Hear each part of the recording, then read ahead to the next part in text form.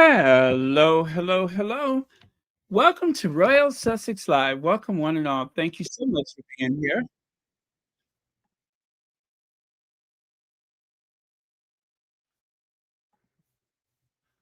Huh, where's that coming from? There we go. All right. Do you hear what I hear? Okay. Amanda Playtale. You know I'm going to do a little dragging, right? I have to drag. I'm going to drag a couple of them tonight because they didn't work my last nerve. And I ain't got that many of them, but they didn't work my last nerve. Oh, by the way, you guys, excuse me, Kate Middleton and Melania Trump to make rare joint appearance during state visit. Well, if it isn't the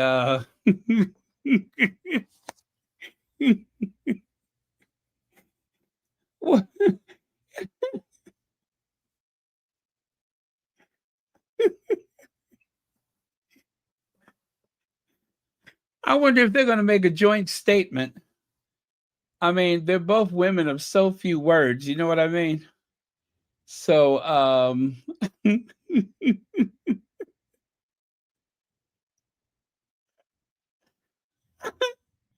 oh man, that's going to be interesting to watch, though. You know what I mean? I'm not sure what to make of it. I'm not sure much is going to come of it. Um, I mean, they have so much in common. You know what I mean?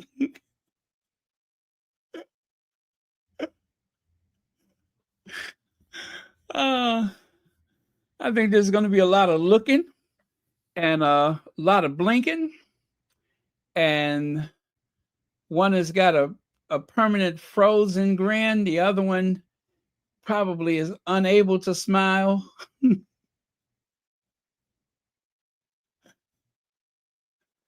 uh, oh man, that is going to be interesting to watch side by side. You know, it's one thing to see them side by side in a photo or something. Well, you know what I mean, like their photos side by side. But to see both of them together, I cannot wait.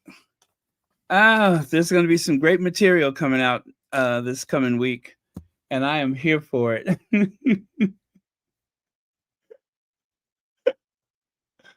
uh, so, oh, you know what? I got to get the slides up, don't I?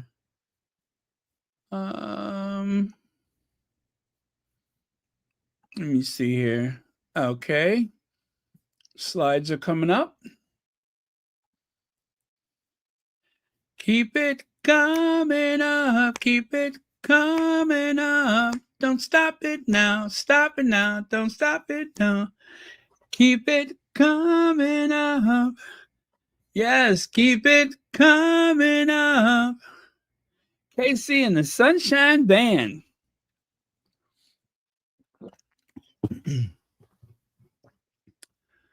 Okay. You know what? I got to move their picture off my screen. I'm looking at the picture of the two of them and I just can't. I just can't. I'm sorry, I can't. I just can't have the two of them looking at me on my screen like that. I won't be able to get anything done. Do you know what I mean? Do you get me? You get me?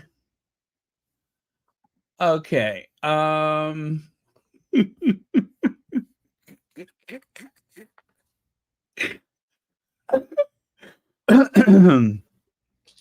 Okay. Whew. I don't know. Just the thought of it is really setting me off. You know what I mean? Kate Middleton.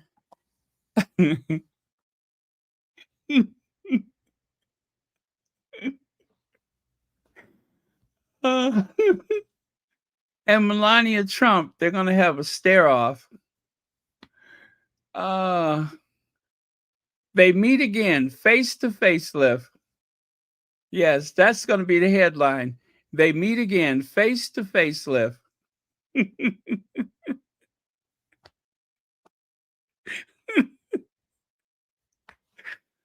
Woo! Okay. All right. I got to get that out of my system. uh,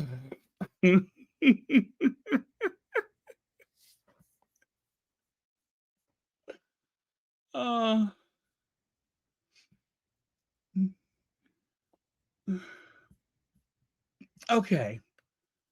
Okay. I think the hard part is just trying not to think about it.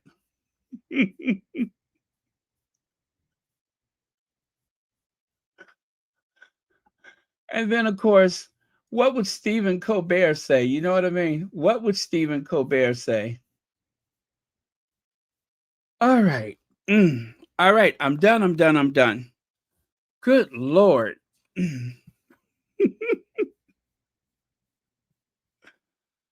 Oh, you know what? That's the wrong slide. Let me find the one for now. There you go. Who's sorry now? Who's sorry now? Who's sorry now? Lex says, have a lot in common. Mumbles, flashing, bums, etc. That's it. That's it. They seem to have a lot in common. Oh, man. And of course, at one time in their lives, let's see, Kate working on a yacht and Melania, one of them houses, a place where um, a certain type of man can meet a certain type of woman. Yeah, that kind of thing. Whew. All right. So, you all remember this one, don't you? Camilla Tominey, the woman with the largest head, uh, you know, pound per square inch, considering the size of her body. She has the largest head in captivity. It is a massive cranium. Massive. I mean, I just you can't. Anyway, that's Camilla Tominey. Obviously, someone for fun decided to create a characterization of Camilla Tominey. Certainly was not I. I do not believe that that is the result of the AI. I believe there was an artist who took license with her appearance and made this. It is a wonderful characterization of the actual person.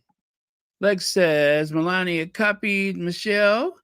Kate copied Meghan. No personality. Yes. Thank you again for the super chat. You're so right about that. Yes, that's the other thing they have in common is they had to literally borrow a personality. They had to borrow um, certain elements of their position. I mean, think about it. When and listen, that outfit that Melania wore for the first inauguration was absolutely stunning. Although I have to say, I had liked it ever since I saw it on Jacqueline Kennedy. That was the first time I saw it was Jacqueline Kennedy, and that Ole Kusini inspired outfit that Melania wore was very, very tasteful, very attractive. Um, and let's see, what's the other one? And of course, when it came to the address that they used for the Republican convention, well, we all know that Melania pretty much word for word took that speech from the First Lady Michelle Obama. Yeah, I mean, I didn't realize it, but apparently Melania Trump was a little inner city black girl growing up on the south side of Chicago. You don't know that at a glance, but once you hear her talk, you realize that Melania Trump is a inner city African-American girl growing up on the south side of Chicago. Yeah, so that was something that Michelle and Melania had in common. Um, and of course, Kate Middleton, with her impeccable taste in clothing that you can always say that you've seen on Princess Diana or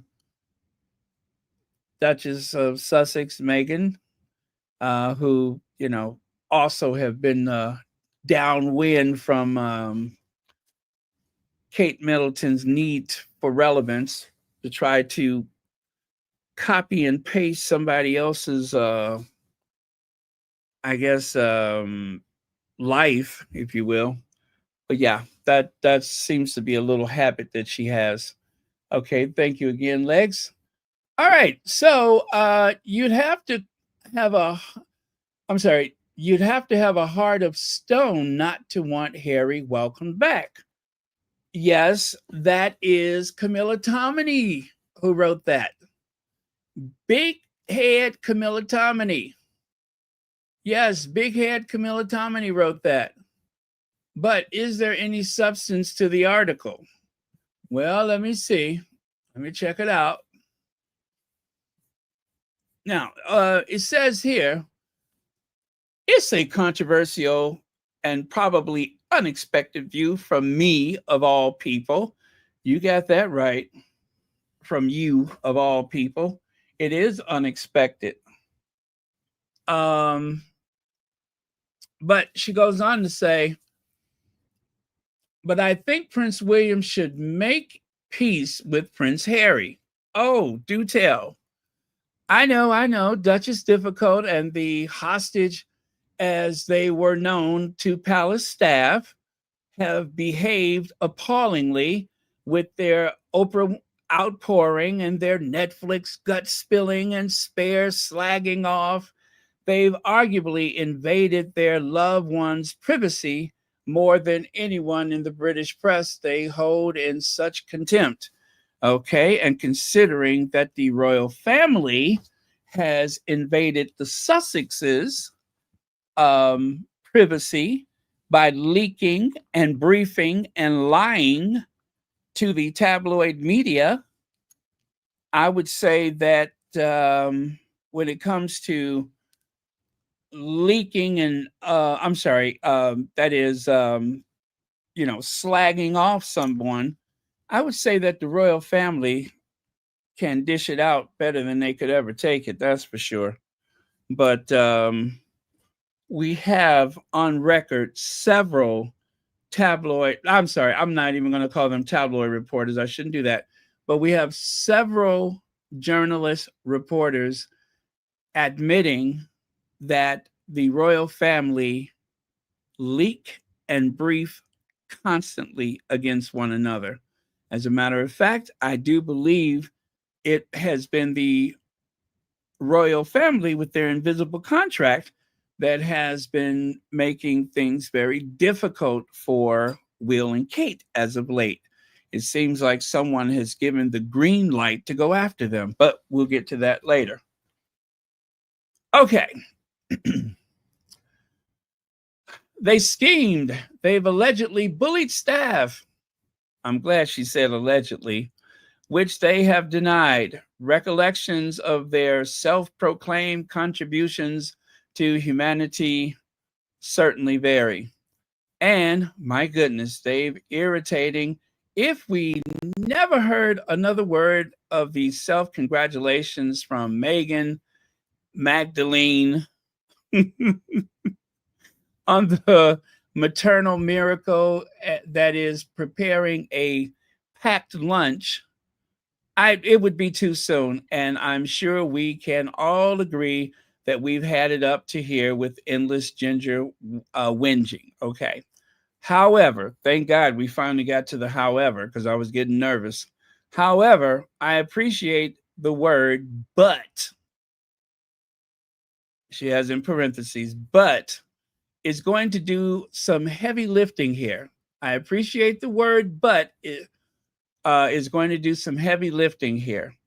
At the end of the day, their family, If the sudden death of Charlie Kirk at the age of 31 teaches um, us anything, why does it say is anything? It should be us.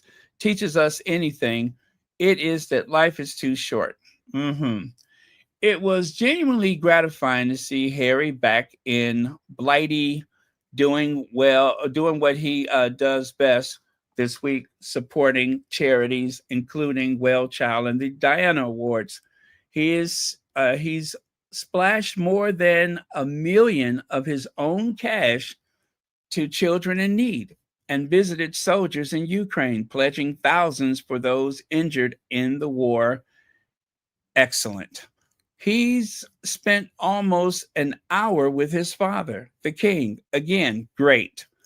Our 76-year-old monarch is still recovering from cancer and needs both his son's support. Trouble is, he's only getting one son to support him. The other son, the heir to the throne, has not been supporting him. As a matter of fact, he's been actively plotting against him, in my opinion, by speculating what it's going to be like when I become king. When I become king, I can't wait to be king. I'm going to be a royal with a small r. William seems as though he cannot wait for his father to go down in that storm cellar. But I digress. I appreciate that William does not want to be dragged back into the Sussex psychodrama, that he is wary of restoring relations only for snippets of private conversations to end up in People magazine. I also understand how angry he must be about the attacks on Kate, and could also possibly blame the stress of it all on her own cancer diagnosis. You're going to blame the stress on her cancer diagnosis? Kate Middleton, who is as shaky as a leaf, Kate Middleton, who seems to have anxiety troubles, unable to do a public speech, unwilling to work, ever unprepared for duty, ill suited for purpose. If there's anything that stresses Kate, I am going to assume that started when her mother changed schools several times. Okay? You see how she's doing this? She is trying to blame the Sussexes for Kate's cancer. That's what it implies, allegedly, is that she's trying to blame the Sussexes for her cancer. When the truth is, Will and Kate actively plotted against the Sussexes with their courtiers. And I'm not even going to say allegedly. They plotted against the Sussexes with their courtiers. That is very, very well known.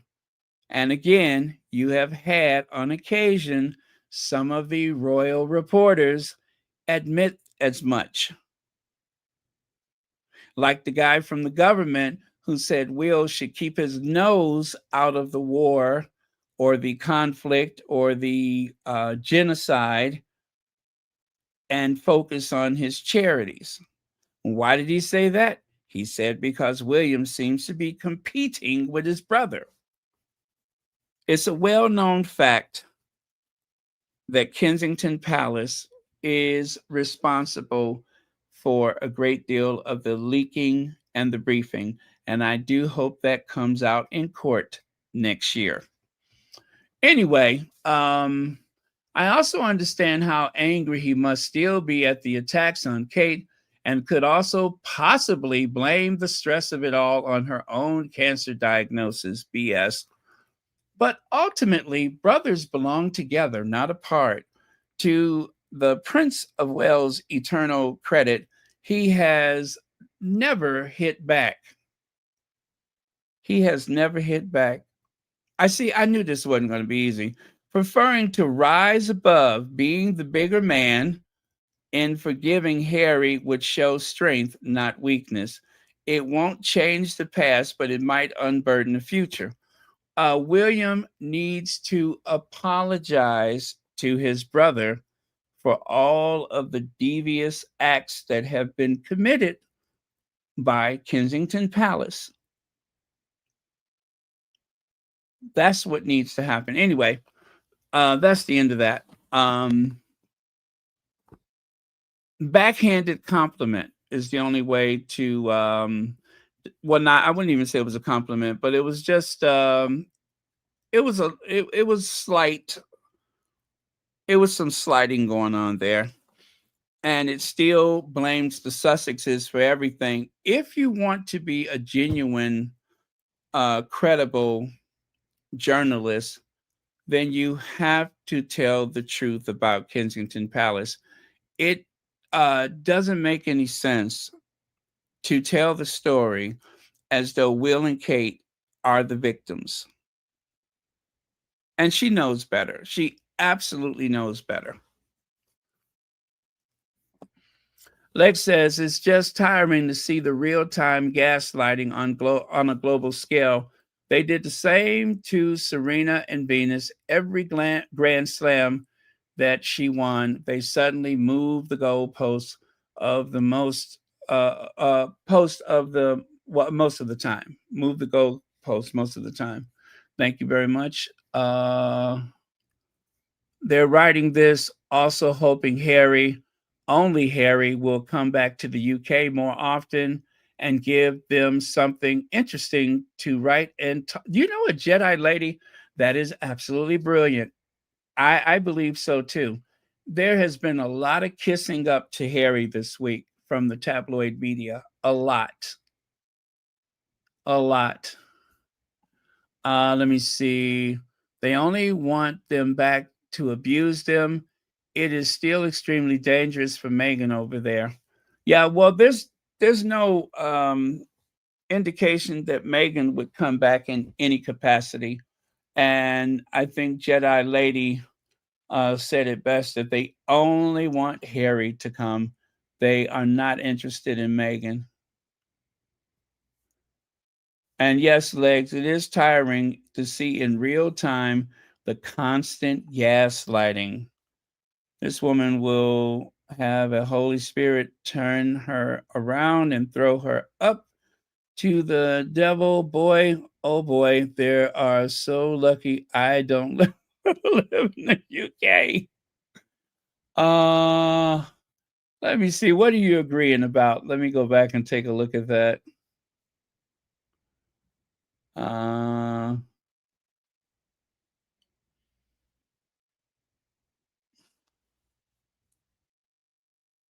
Okay.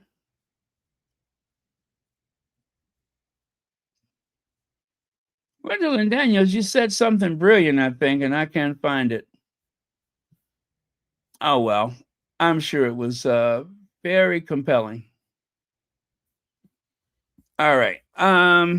So that was big head Camilla Tominey. Camilla Tominey, who has spent some time in the past couple of years trying to do a makeover. As you can see here, somebody has been on Timu or Sheen,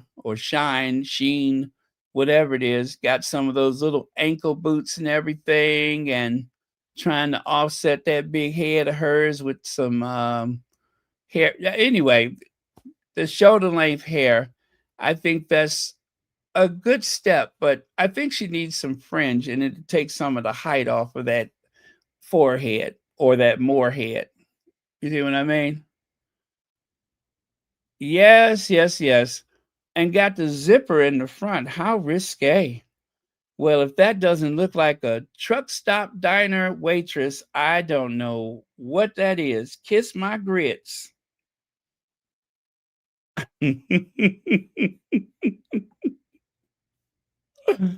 Oh, remember she had that picture where she was like eyeball to Meghan? You know how she had that picture that she used to make it seem like she was on Meghan's level? You take a look at that outfit. Does this seem like somebody on Meghan's level? Does that look like somebody on Meghan's level? I don't think so. Not at all. Oh, it must really bother her that Meghan is in the royal family and she's not, because she is obsessed. You have to know the signs: the scrunched brow, the pursed lips, the tight jaw, and the crazy eyes. And of course, the big head, that's just something she was born with. Okay. Anyway, let me get her off the screen before she tell a lie about something. Are you talking about Florence Jean Castleberry? Polly, what was her name? The one who played Flo on the Alice? She did pass away this week, right? I used to be sad. I used to be shy. Funniest thing, the saddest part is I never knew why. Kicking myself for nothing was my favorite sport. I had to get out from under, 'cause life's too short. There's a new girl in town and she's looking good. I used to know all the theme songs. Got a smile, got a song for the neighborhood. There's a fresh, freckled face, and she's going to see that this girl's here to stay. With the look of love, life's gonna be so sweet. Bum, bum, bum, bum, bum. I used to love that fum, fum, fum, fum, fum. I know I'm showing my age, right? Kiss my grits. When pigs fly, kiss my grits. Yeah, that was a great show, Alice. Love that show.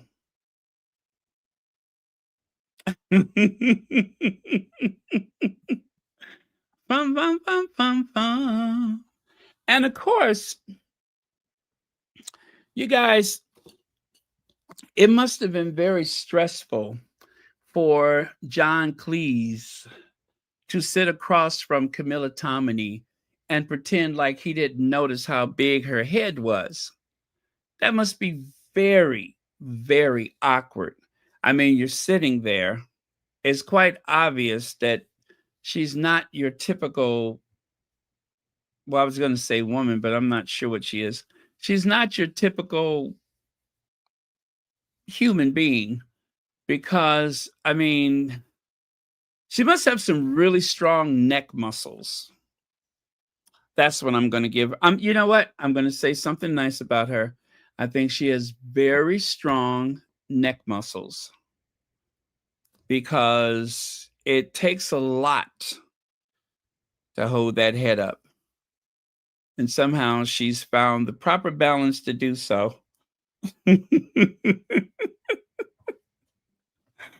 Oh, man. Yeah, I wouldn't be able to answer any questions if I was John Cleese and she was trying to have a conversation with me. I'd be like, "What? I'm sorry, what?" I wouldn't be able to hear, because I would just be so fascinated with that head of hers. It's so big. I mean, it's just huge. Uh,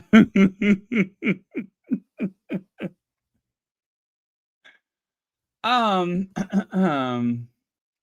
the Amen theme song. Let me see. The Amen theme song. The Amen theme song. Let me find the lyrics for that. It's been a while.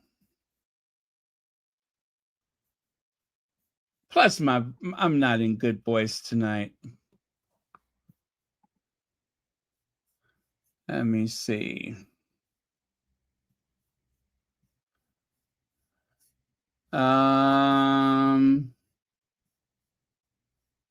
Shine on your light forevermore. Shine on me. Shine on me. Shine your light. Put me in the right road. Help me find my way.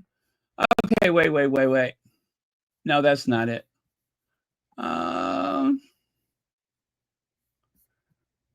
Nah.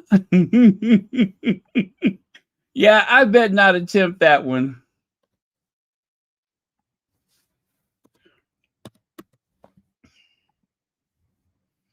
Yeah, I bet not attempt that one. That one would be tough. Oh, it's turn on your light. I always say shine on your light. Okay.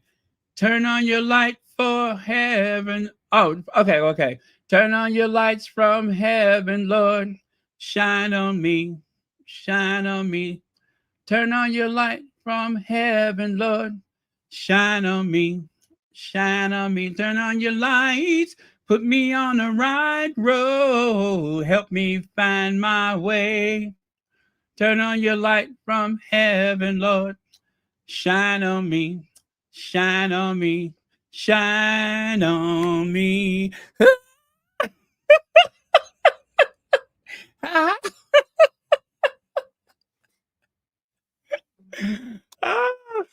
Okay. I didn't know that was what's her name? Vanessa Bell Armstrong? I didn't know that was her.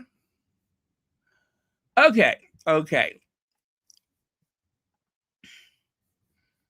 Um oh, by the way, thank you, Lex. All right. So I am Sage says Harry being silent regarding his brother is only helping William look like a completely rage filled psychopath. Fortunately for all of us, William is as stupid as he is predictable. Now, you know what? I am going to say no lies detected. I agree with that 100%. He is as stupid as he is predictable, and he is very easily triggered. The one thing that they've said that they cannot take back is William's rage issues.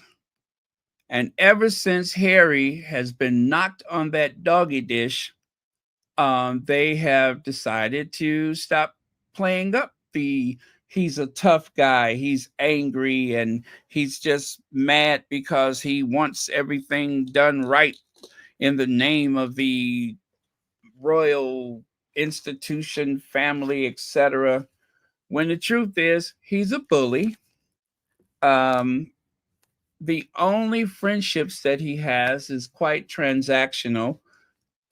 Most people are in his company because of his future, not because he's a nice person, not because he's bright in any particular way. He tells the dumbest jokes that are awkward and they don't land very well. Um, yeah, I don't care much for William.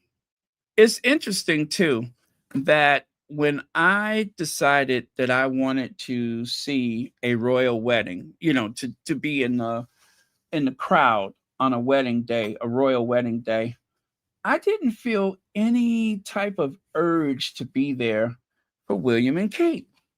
However, the excitement that I had to be present for Harry and Meghan was it felt organic. It came from somewhere inside. I don't think I've ever watched Will and Kate's wedding from start to finish. I don't think I've ever watched it. I've seen bits and pieces of it here and there across social media, but I never had the urge to sit down and watch it. Even not even before the whole falling out.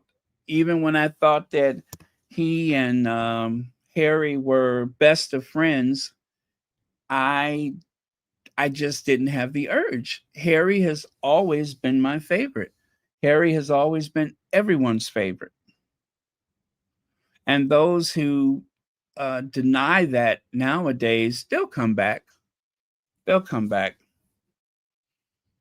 It just amazes me that so many people in the media that have watched Harry grow. I'm not even going to say walking behind his mother's casket, but they watched Harry grow up.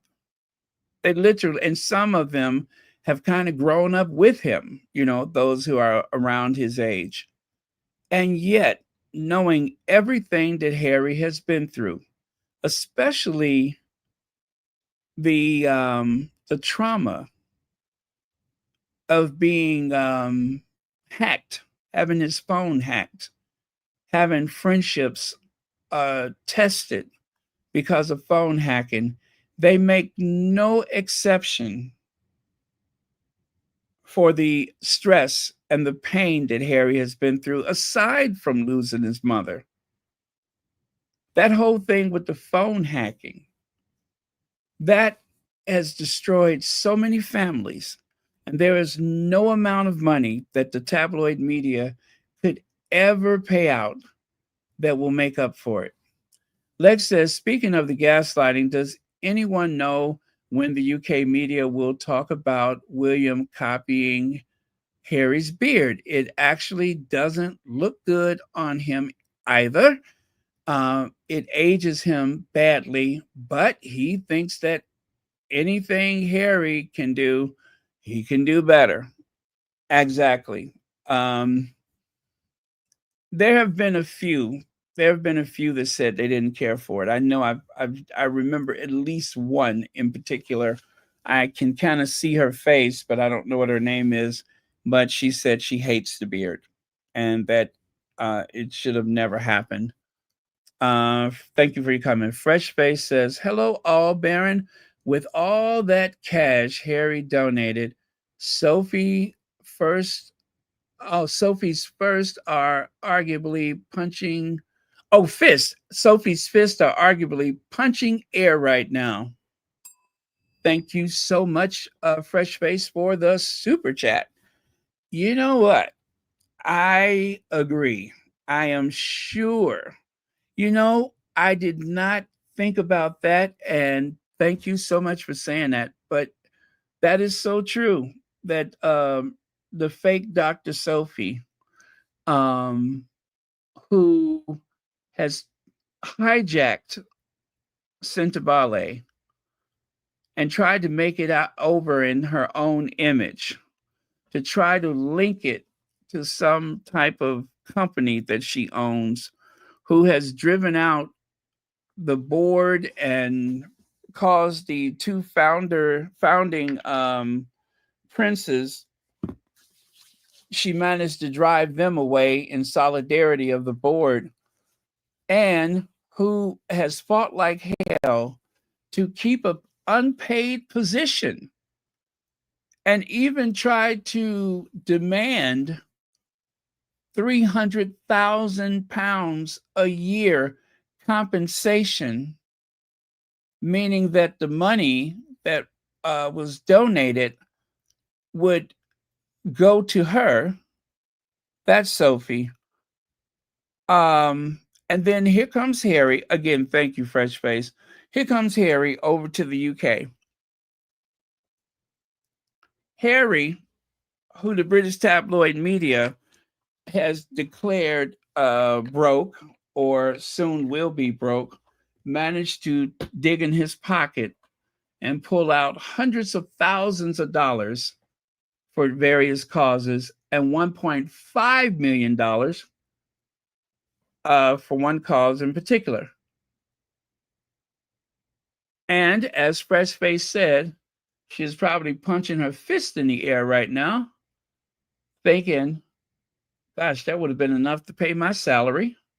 That would have been enough for me to bring some more consultants in and so on. And if there's any left, perhaps I can use it for the community. Oh, that is absolutely brilliant. I didn't even think about that.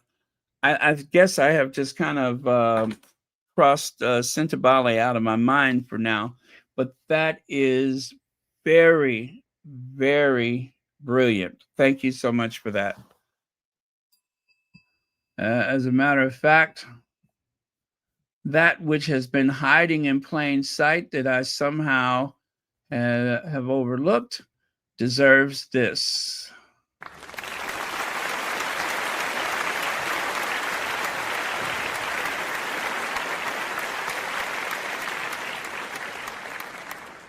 Again, thank you very much. Wow, did not think about that. As I have purged Sophie from my mind, I overlooked the fact that Harry has just donated all that money to charity, and none of it is going to Sentabale. Huh? What do you think of that? Mm-mm-mm. Sophie Chindaku. She really, really messed up. She really messed up. I guess I must have blocked it out of my mind so I wouldn't have to think about how awful it is that that happened. But it did happen, and it deserves to be examined in just such a way. It should be spoken of. People should realize that Harry was more than capable of making a major donation to Sentabale, but because of the way the charity has been hijacked, pretty much none of the usual donors will do anything about it until probably until she's gone, until she leaves that unpaid position, which she was trying to use and parlay into some other situation. It's just awful. It really is awful.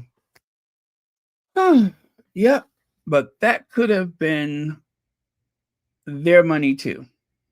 They could have been earmarked for a large contribution because the Sussexes got money. They got plenty of money, no matter what the tabloids are saying.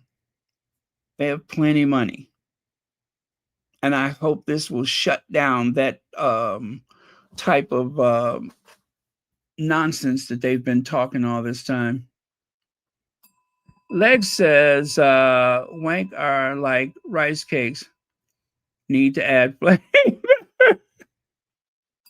Thank you, Legs. Yes, William is just like eating rice cakes. It's like eating boiled water. If you don't add some kind of flavor, cinnamon or something, then yeah, maybe some powdered cheese or it needs something. It needs something. Otherwise, you just have a mouthful of styrofoam. Let's see. Beverly McCaskill says, I think there is something happening with Sentabale that we will hear about it after the first of the year. I think that she will be going, woo, to the Crossbar Hotel. Wow. Well, let us hope so.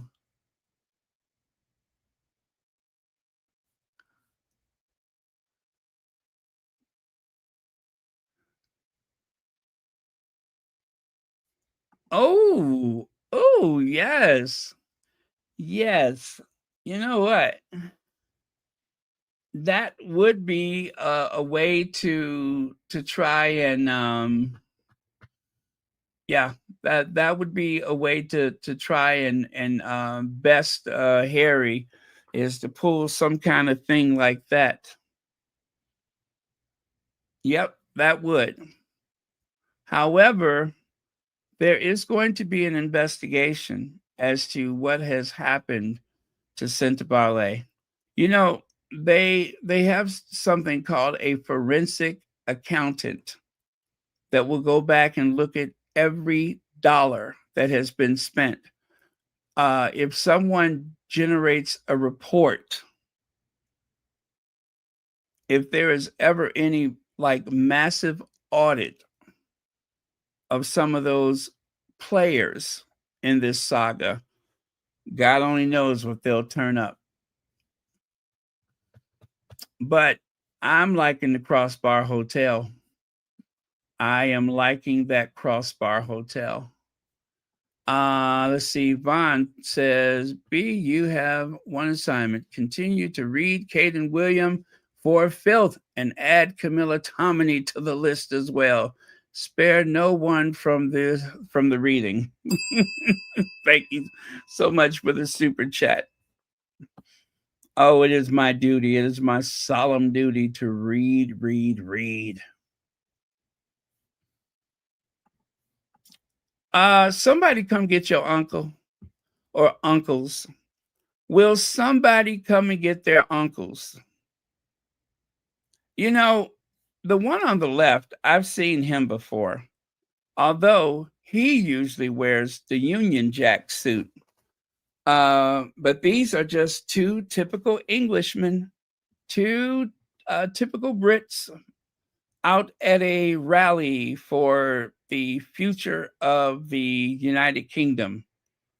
Yeah, they're just two typical Brits, just doing what they usually do, hanging around with a bunch of other Brits and speaking about their solidarity with the Union. But somebody really need to come get their uncles. I mean, that is jarring. That is jarring. You close your eyes and you still see that pattern, right? Close your eyes right now, and I promise you, you're going to still see the pattern. It seems like if you stare at it too long, that it will cause insanity. It would cause you to have like some type of episode. Oh, yeah, they were out there, you guys. They were out there. But this one right here, and you know what? I actually saw him back in 2018. When I went to Troop in the Color in 2018, he walked past me at, we were both near the Victoria Monument there at Buckingham Palace. One of the police officers, I asked him, I said, where's the best place? And he told me to go to that little, curved area there. And while I was standing there, I could not help but notice this guy kind of squeezing his way to the front of the line, to the front of the barrier. So, yeah. Now, this is what he wore to the coronation. Yes, he's got those Doc Marten boots with the Union Jack. That's him. Somebody's uncle. Somebody's uncle. Then got a bit soft in the head, but there but for the grace of God.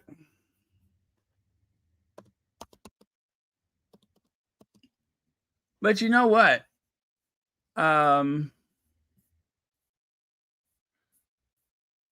There's something I've been trying to figure out. I'm still trying to figure out whose uncle this is. Whose uncle just thought it was a good idea to go to the family reunion dressed up like a pack of Newports with his old-fashioned Motorola StarTAC flip phone. That's one of those original cellular phones.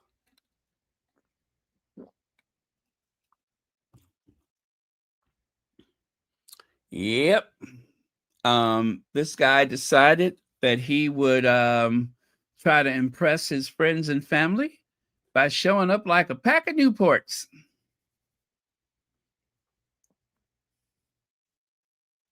Now, if he would have went strutting past Princess Anne dressed like that, Timothy Lawrence wouldn't have stood a chance. Sir Timothy Lawrence would not have stood a chance. The vice admiral would probably still be single right now had somebody's uncle went strutting past Princess Anne. But anyway, some uncles really know how to put on a show. Yep.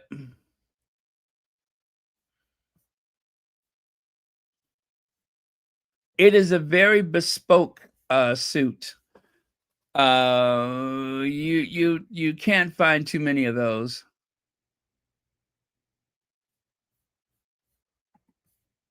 Now, I have a soundbite for you.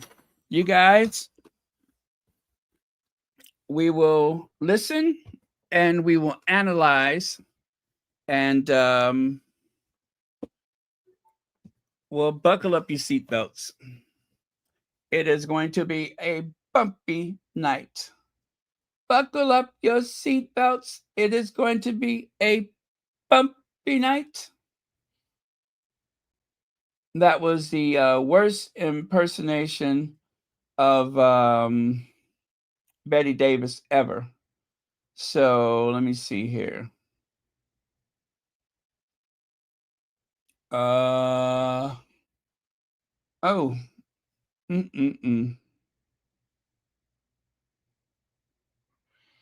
Okay, I hope I have these in order. If I don't, I guess it doesn't matter. I'm guessing it doesn't. I don't know.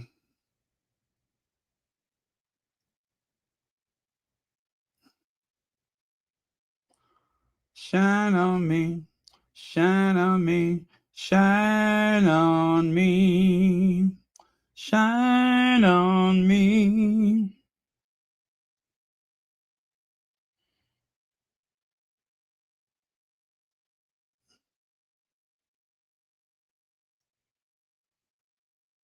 Okay.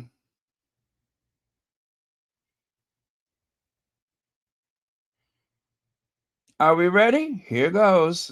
Particularly, as far as the family's concerned, he only really keeps up with the cousins, isn't it? Usually in Beatrice. So I think that stands to reason. And Arthur saying life must be miserable in Montecito. I suspect it's not miserable, and they're very, very comfortable. But you would miss your friends if you're in, if you're abroad and away from your sort of nearest and dearest. So yeah, I think that makes sense. Whether or not the stories of big rifts with his old school friends and his old military friends are true, I don't know, but it stands to reason.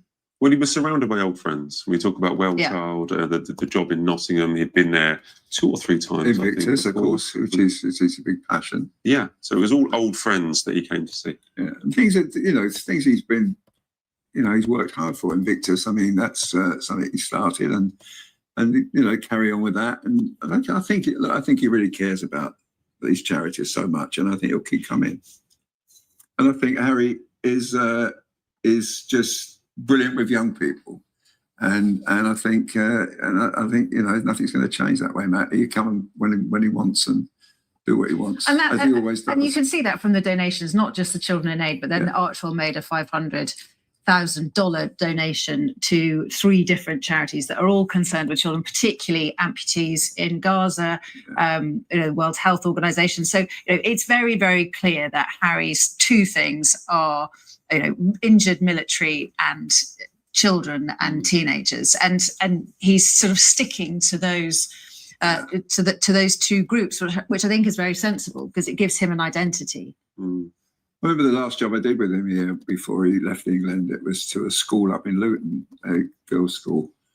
And I remember the last pictures I did there, all the girls were hugging him, they were hugging him, loving him, it was just incredible.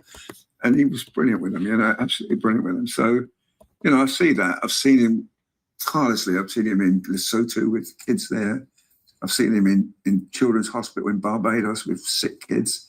He's amazing with young people. And I think, he's got a lot to offer still, Matt, Do you know what I thought after, seeing him throughout the week? It sounds harsh, but do you ever remember the episode of The Office where Ricky Gervais gets sacked and he comes back and he keeps coming back to the office and hanging out with his old friends and trying to capture past glories? It felt a bit like that. It was like, this is stuff that Harry did 5, 6, 7, 8, 9, 10 years ago that we all thought was wonderful.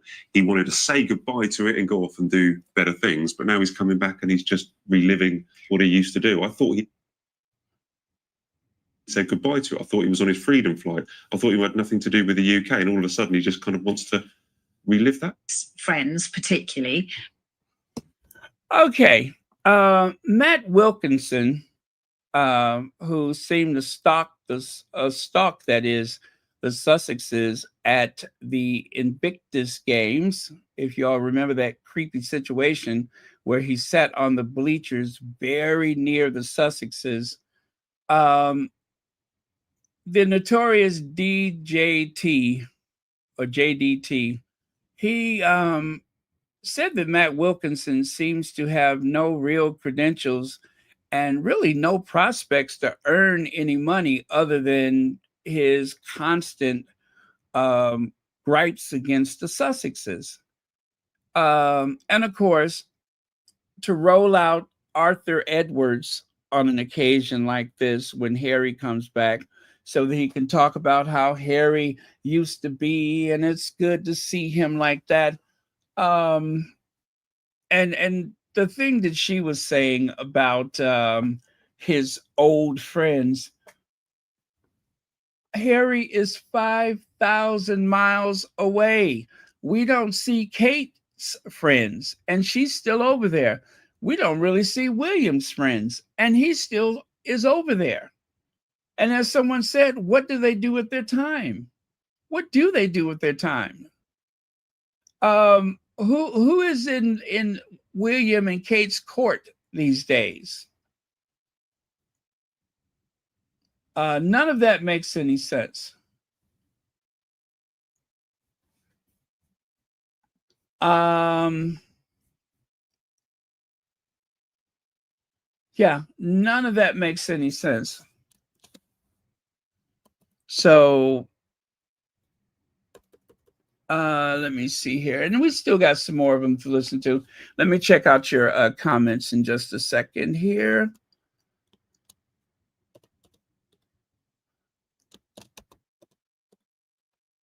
Okay.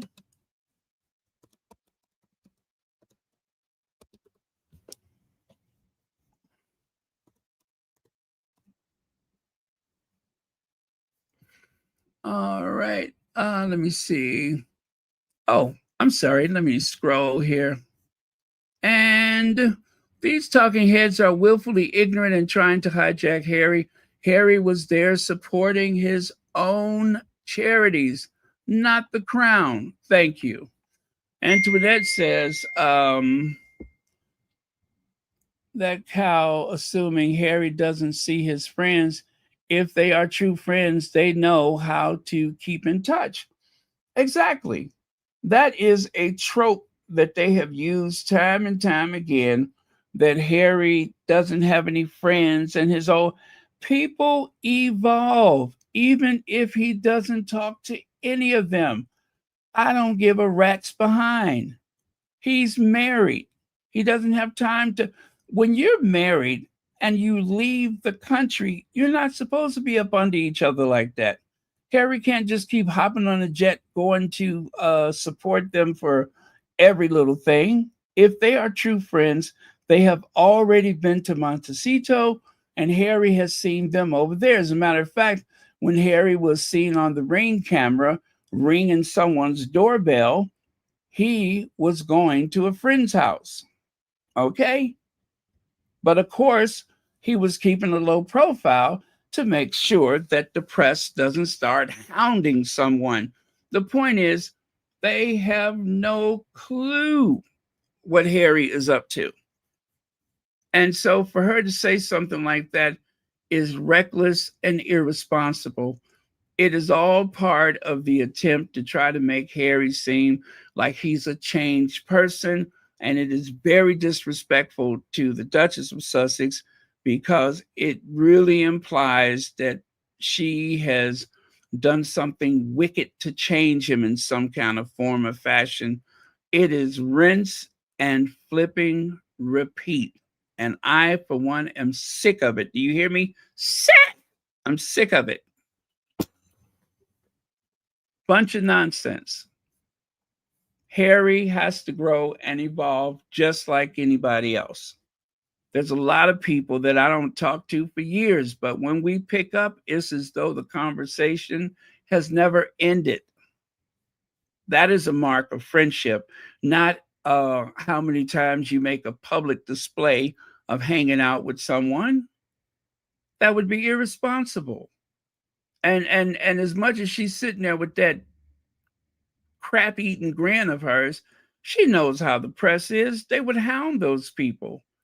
They'd start bringing up photos from the past and trying to somehow insert them into scenarios that have nothing to do with them. And that is frustrating, as Leg said, the real-time gaslighting, as if they don't know better. And they do know better. Now, unfortunately for you all, we're not done yet. We still got 2 more. So buckle up. And let's get through this. So trigger warning. If this is not your flavor, you can just tune it out. I won't be offended. That is going to happen. Well, so what do you think he should be doing, if not this? Well, my point is that he went off to the USA and said, I want nothing to do with the UK anymore. This is my freedom flight. We're starting this whole new life. And then all of a sudden we have weeks like this. Harry did not say any of that. That is a lie. Harry never said he doesn't want to have anything to do with this anymore. Where he's pretending to be a royal again. Let's be honest. He's pretending to do... Harry is a royal. He's not pretending to be anything of the sort.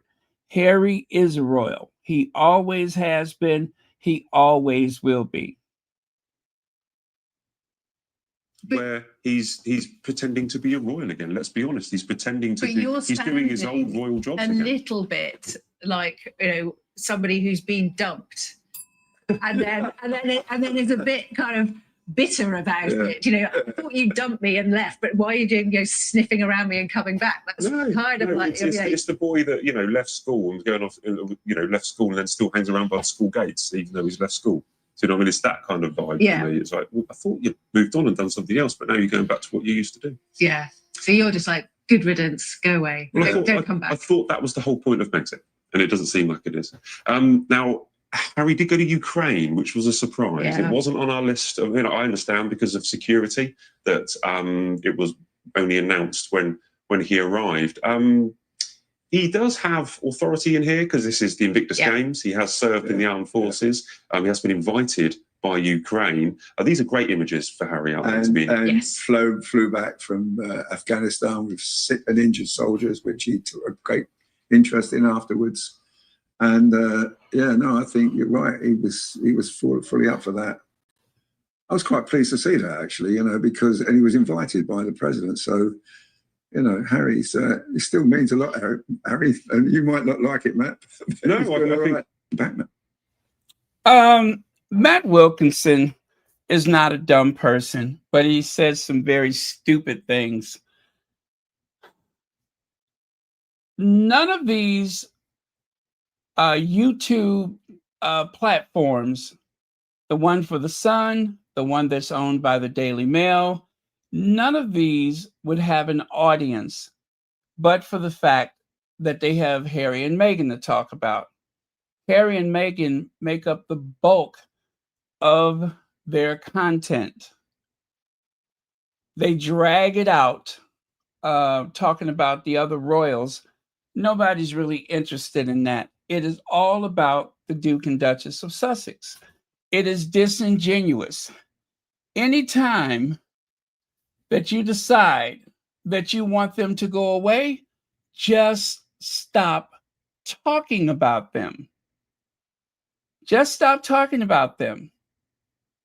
All of the hissing and the sighs and such, all of that could end tomorrow if they just stop talking about them. Leave it to the American media to cover them. You don't have to do it.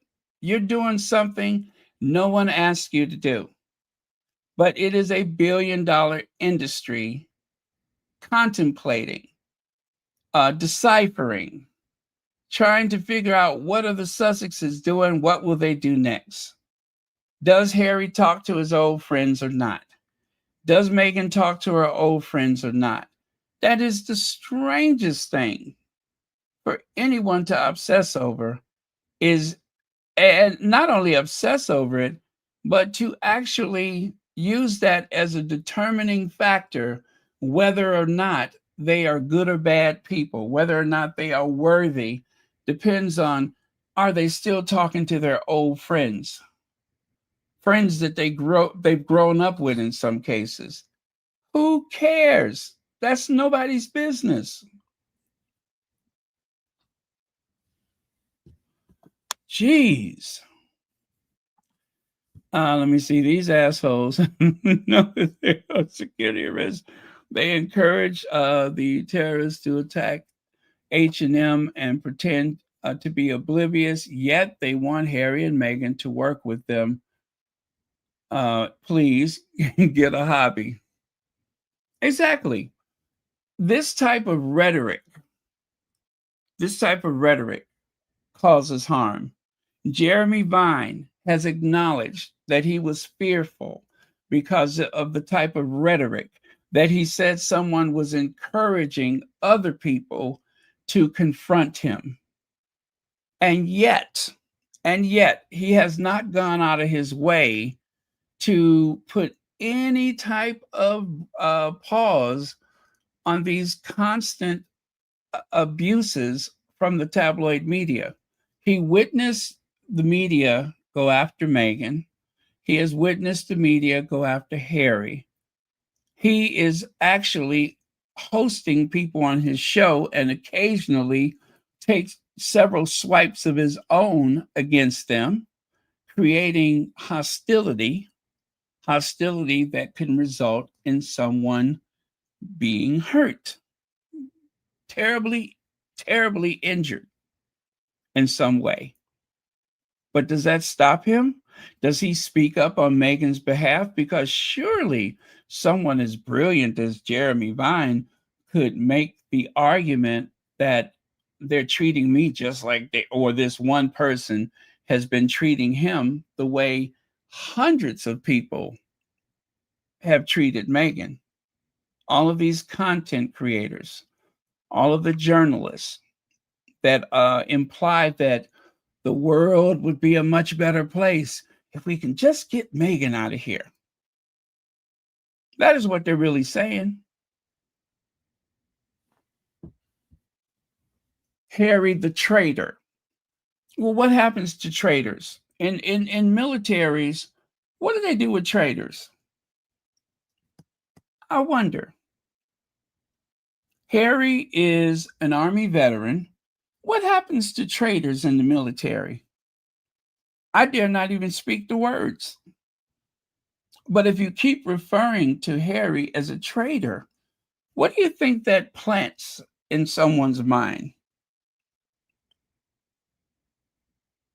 What are they encouraging people to do?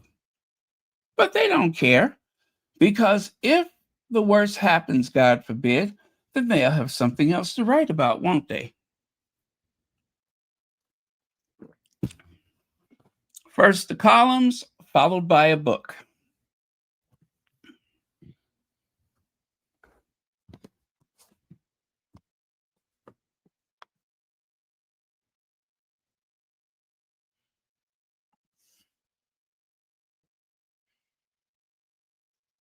Mm-hmm. Exactly. Exactly. For someone who pushes all of that bile out there, why all of a sudden are you acting like you're afraid?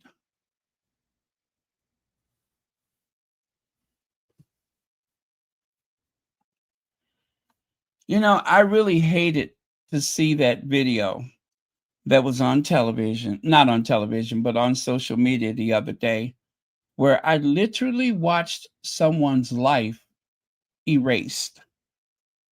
I took no pleasure in that whatsoever, not even for someone like that. It was horrible. And all I could think about was those children that I saw standing right there with their little faces looking directly at this situation. And I'm thinking, God, those kids are going to have to live with that. You know? I mean, you just could not think of a worse thing to happen, even to someone like that. However, what a lot of people that spew hatred ignore is the fact that there's a lot of people who wake up afraid every day because of who's the president, who's the attorney general, who's on the Supreme Court, who's in Congress. There's people that wake up afraid because of the rhetoric, worried about who's on the radio and such. I remember when there was some situation with Bill Clinton where someone shouted him down in public. He was visiting the Taste of Chicago. And it seemed like a big security threat. So the Secret Service detained this man who had so little respect for Bill Clinton, and he was so full of rage from listening to the right-wing radio that he shouted these obscenities and got arrested, which I agree with. And also, I would say the same thing if that was Donald Trump. If someone was yelling at the president of the United States, I would expect that person to be detained, because as individuals in a mob situation, a group situation, those tactics can be used as a distraction to harm someone. So I don't want to see that happen to any public figure. I think it's very dangerous. It's like yelling fire in a crowded theater. So I don't discriminate. If it was Bill Clinton, Barack Obama, Donald Trump, George Bush, it doesn't matter to me. If someone is acting erratic like that, detain them. We don't let people on the plane. You can't get on a commercial airplane screaming like that because they don't want the situation to degrade at 30,000 feet.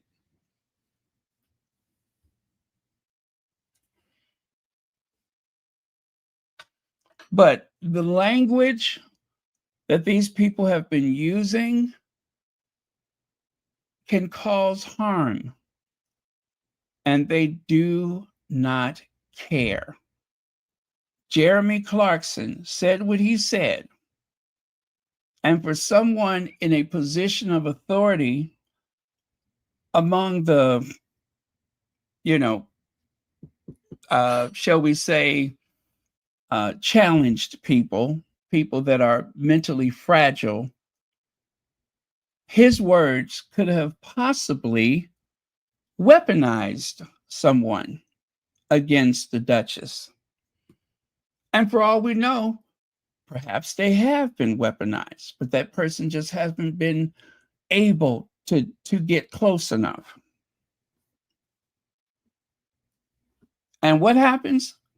He says he's afraid. The biggest victim in society, the biggest victim is not Black people, it's not gay people, it's not Latinos, it's not Eastern Europeans, it's not Arabs, it's not Africans, it is white men. Rich white men love to play victim. Even the man, I don't want to say his name, but even the man that was once the Chancellor of Germany and then became the unelected leader of Germany, you know who I'm speaking of. Didn't he write a book while he was in jail? A book about his complaints, his grievances. Here he is, a privileged white man in society, and he had a list of grievances that turned into a manifesto, that turned into a national movement. Just like the person in the White House right now.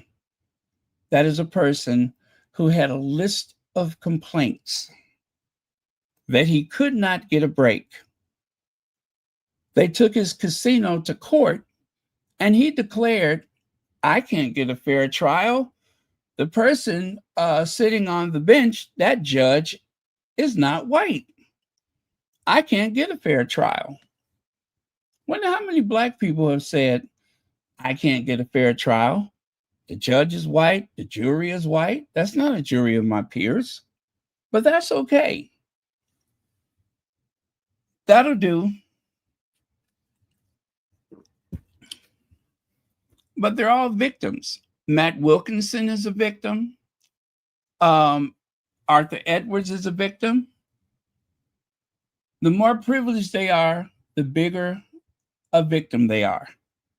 But they complain about the fact they can't get a break, but they're accusing the poorest among us as being the ones that are complaining. Or they'll select an entire ethnic group or racial group. They'll pick the descendants of slaves to say, why are they always complaining? You don't see me doing that. But in pointing out something like that, you are complaining.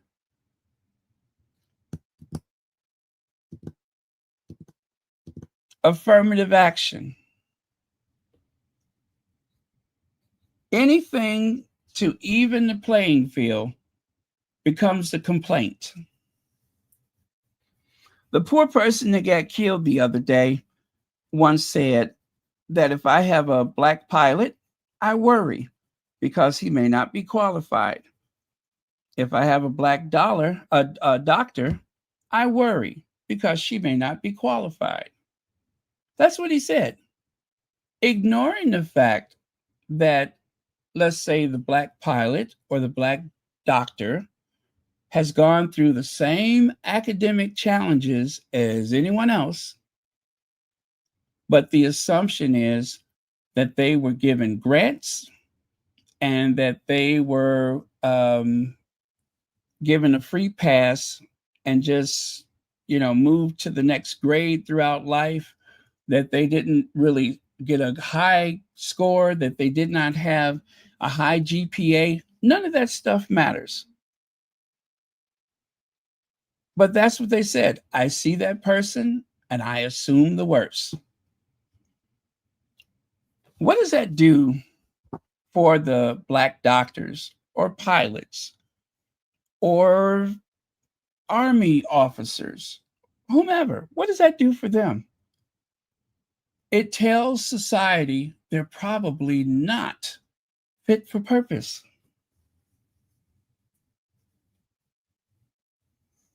And Prince William, this whole thing about how he has taken the high ground, how he cannot trust Harry.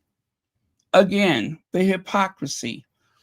It is he who cannot be trusted, and it is he who has constantly taken the low road. But yet he has a whole laundry list of complaints against his brother. He grows a beard like his brother. He has cameras following him everywhere. Even his brother wasn't doing that, but they said he did, and now William and Kate is doing it.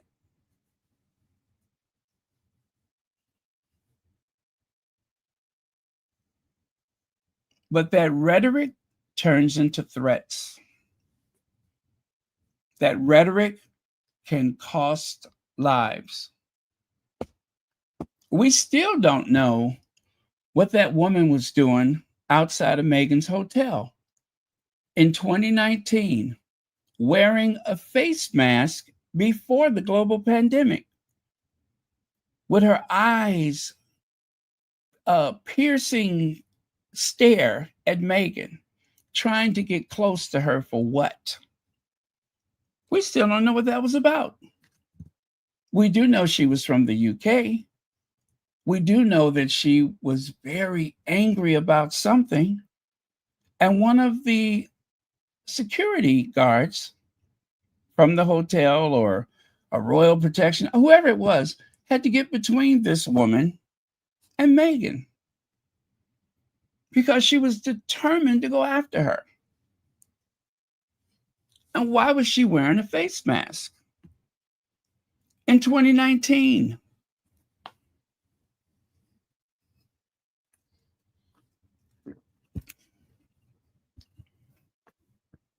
Still haven't got a good explanation for that. But that happened.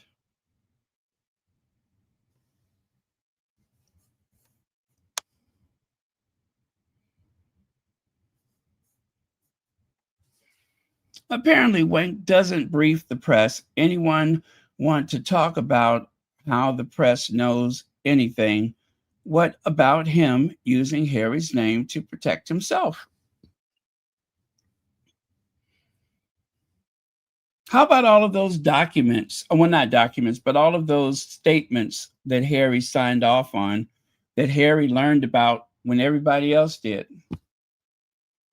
How about them using Meghan's name for an illegal gathering in which Kate Middleton was in attendance during the global pandemic, and they put Meghan's name on it?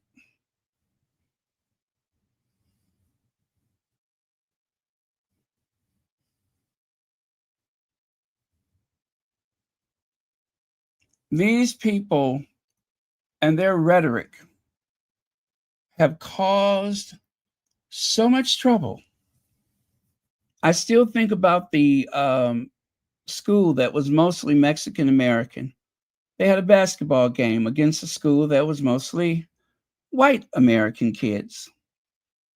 And the white kids began to chant, "Build that wall, build that wall," sending those poor kids crying to their parents. Do you know how many kids from Spanish-speaking families, Latino families, where the kids are right now afraid that they're going to be taken away? They're going to be taken away. That somebody is going to call and have them removed, even if they were born here.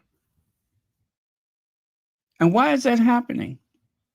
Because of hateful rhetoric and because of an actual, action from the president.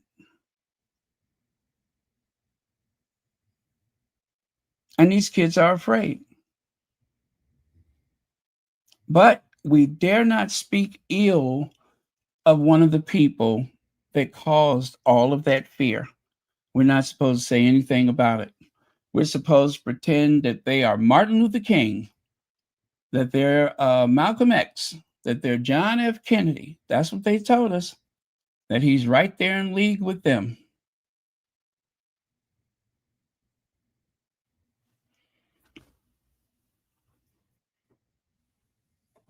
Okay. Marin, the truth that woman was a plant, they were saying that was a professional hit, or that guy won't, let me see, and that guy won't make it. Let me see. Oh, you're talking about that. Okay. I don't know. I don't have enough information about that. It is still very early. And I think it's one of those things where we'll never know what the truth is. We'll never know. There will always be a plausible explanation why something is inconsistent. It started within minutes, and it's going to continue for years.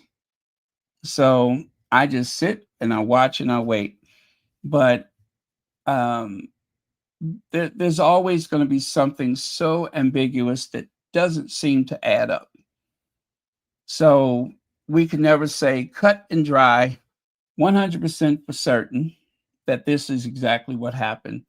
It is deliberately confusing. The press will do their part. The people on social media will do their part. And with all of the deliberate confusion, there will always be doubt as to why it happened and who done it. So I love a good conspiracy theory. It's fun to try to piece it together, but I don't think we'll ever really know what happened, because there's certain things, like right off the top of my head, that just doesn't make sense. It does not make sense.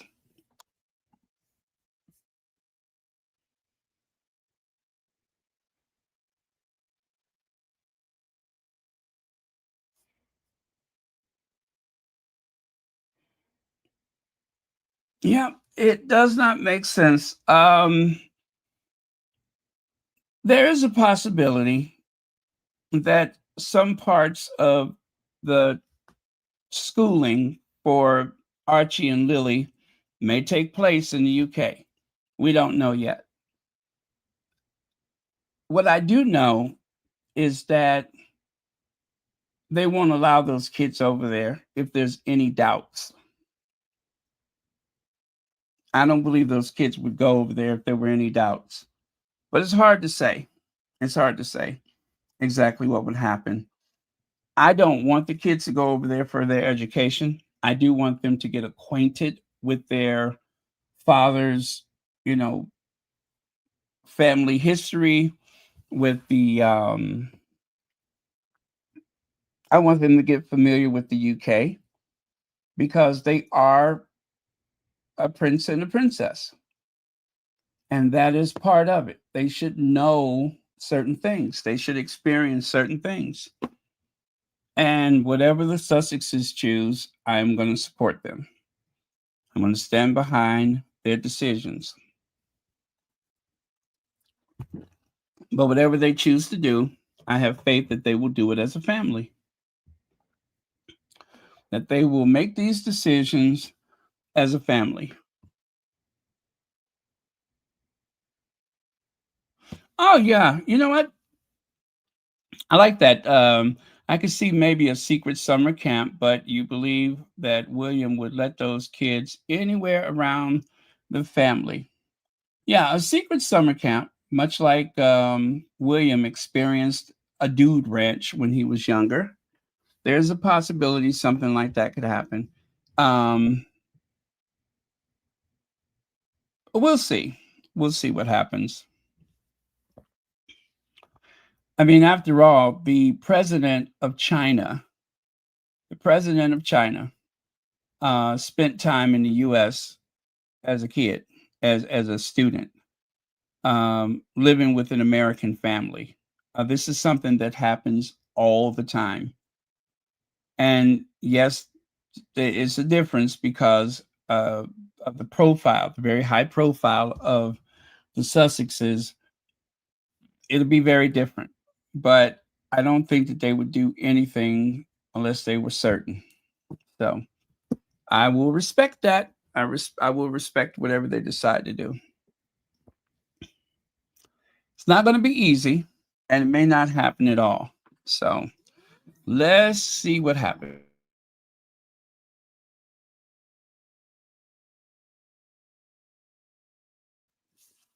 Okay, we got one last thing to watch or listen to. We got one last thing to listen to. And then there's a couple of more things. So I'm not nearly done yet. But let's get on with it so we can get through these. Okay. Thank you all for your comments.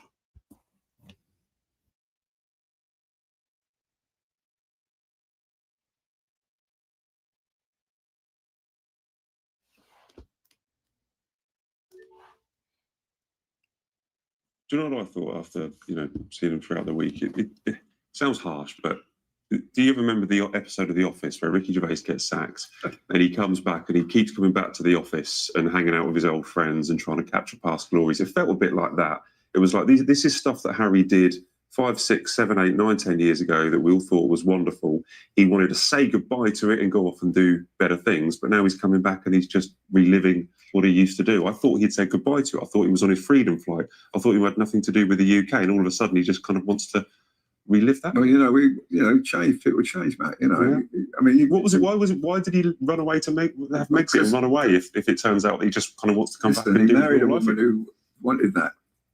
The plan was that. I mean, the last job she did here for this country was a job at Westminster Abbey, and went straight to the airport, flew to Canada. Didn't even go to the drinks party at the palace. No, this lady had a plan, and the plan for her worked. It probably didn't work as well for Harry. I think he's still, as Daisy said, and he's got a lot of friends here. He's had a great life here, and went to school here, all those school friends, and I think he'll keep coming back, Matt. I think he'll keep coming back, and you probably don't like it, Matt, but it's going to happen. Well, so what do you think he should be doing, if not this? Well, my point is that he went off to the USA and said, I want nothing to do with the UK anymore. This is my freedom flight. We're starting this whole new life. And then all of a sudden we have weeks like this where he's pretending to be a royal again. Let's be honest. He's pretending to he's doing his old royal jobs again. A little bit like, somebody who's been dumped. You know what? That kind of repeats. So we don't need to listen to the rest of that. Again, they're trying to put words in Harry's mouth. They're trying to gaslight us into believing that Meghan was behind all of this, when the truth is Harry would only have a starring role in the family for a limited amount of time, and then they are going to want that focus to transfer over to Will and Kate's kids. As a matter of fact, even without Meghan, at this point, Harry would probably still have a limited role, even if he never married anyone. And why would that happen? Because Will and Kate would not want to yield the spotlight to Harry. The Queen did not care. The Queen didn't care who had the spotlight. Charles is very sensitive about those matters, and so it's always been an issue for him. But William and Kate, they do not want to share the spotlight with anyone. They want to be thought of and regarded as the saviors, that they are the safe hands that will guide the monarchy into the future. But they don't want to do anything to earn respect, to earn their place. They expect it to be given. But whoever Harry married, there was going to be conflict. There was going to be comparisons. What makes it different is the racial component when it comes to Meghan. A lot of the hostility against her is solely due to race. That's where a lot of the hostility comes from. The idea that the Windsor bloodline has been tainted in some way. The idea that Meghan has a mother with dreadlocks, and of course the purity of the British royal family as a symbol of white nationalism, all of those things. They feel as though it's been violated. It's no accident that Archie was compared to a chimpanzee the day he was born. No accident whatsoever. That was deliberate. So if his skin color, if his race, if his ethnic background has nothing to do with it, why introduce him using a chimpanzee? Sight unseen. And they compared him to a chimpanzee. And everybody knows that using primates as a way to disparage Black people goes back a very long way.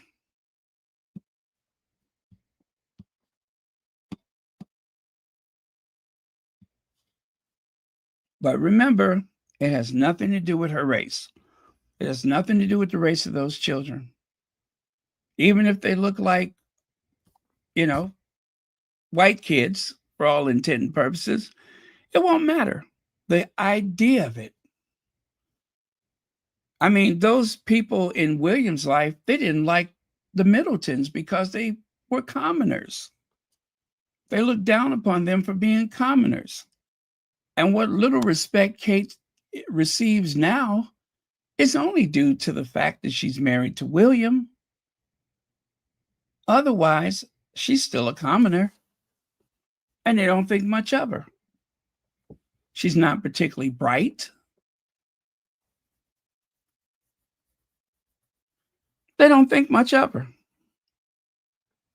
She was there to provide heirs, and she was there to marry William because nobody else wanted him, especially anyone from an aristocratic family. They did not want him.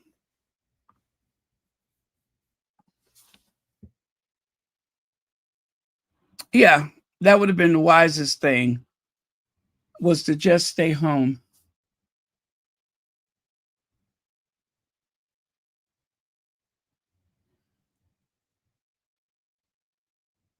No, they want to omit that part. They want to gaslight us into believing that it was all about them making money, right? It was all about them making money.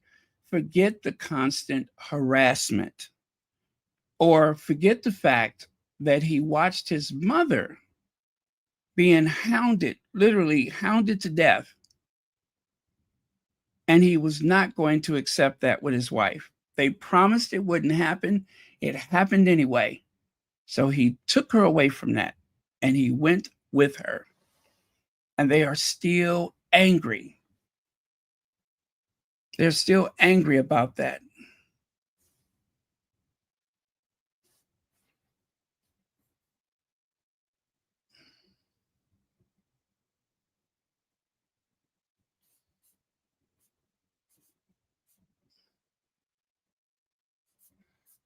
Yeah, I don't know what, hey, Connie Bomber, I don't know what is going to happen with those kids, but I hope and I pray that no harm comes to them, that they don't have to be exposed to the ugliness of the tabloid media.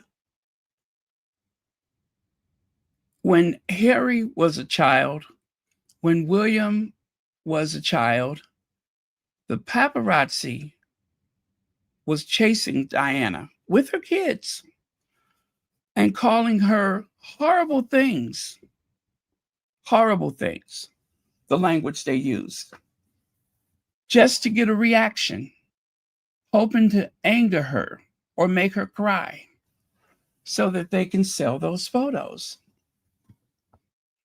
And Charles did nothing about it.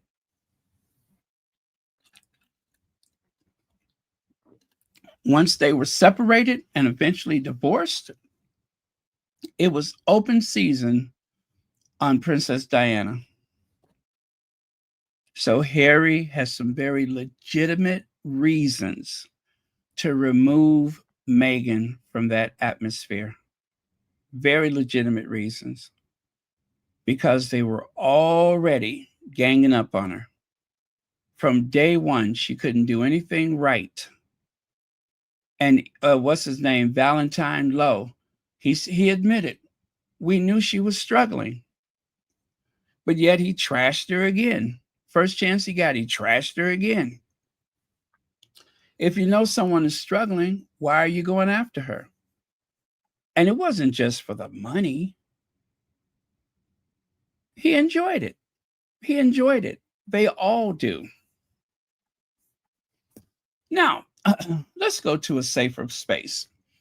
Palace Kitchen serves up cocktail with a Meghan Markle style floral touch. A behind-the-scenes Palace video reveals a cocktail garnish that resemble Meghan's as ever flower sprinkles. I wonder if they're sending a signal to say, you know what? Things are going to get better. You're welcome to come back. Or is it just a mockery? Who knows? But it did happen, and we can attribute that to Meghan for whatever reason. Whatever.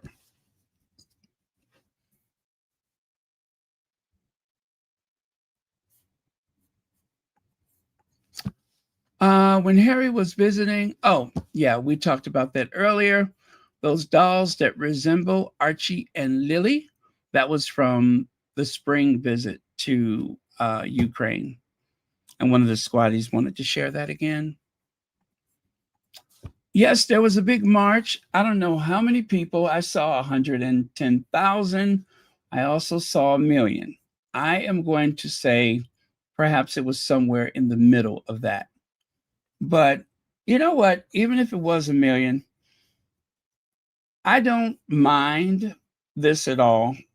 Most of the people, I'm sure, just wanted to celebrate nationalism. They wanted to celebrate being British. Not a problem. Not a problem. But I believe that there's a minority within whatever size group that would not mind, purging certain people from the country for whatever reason. Well, it looks like there was a brawl. Let me see. Anti-migrant activists as enormous demonstration caused chaos in British capital. Yeah, I see that there was some type of brawl. But I'm not going to get into the whole thing. But yeah, so the march happened. Don't know how many people it was. I don't see much of anything trending.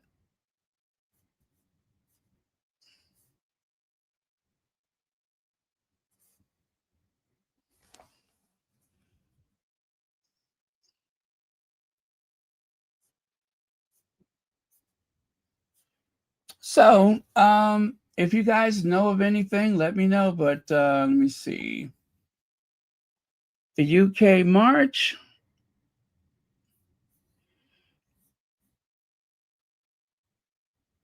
Yeah, I see 110,000. Sky News says 150,000. Not 1 million people.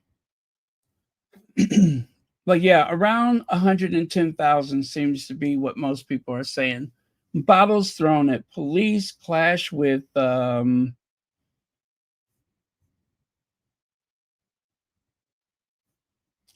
unit of Kingdom marchers, UK politics live as it happens. Let me see.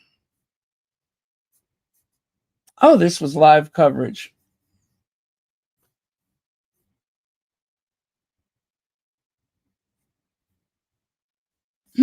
Okay. All right, that's it. I don't have anything else to add to that. Now, I'm going to talk about how the Sussexes, not the Sussexes, how the Waleses have suddenly found themselves on the menu. There's an old saying, if you're not invited to the dinner, then you're probably on the menu. Amanda Platel, Prince William needs to man up. His new obsession suggests he has forgotten everything the late Queen stood for. This is why I fear for the future. And then on the, let me see, on the right there, this was actually from last year. Don't lecture us about Gaza, William. Just tell us how Kate is. In other words, stick to your charities, stay out of the politics.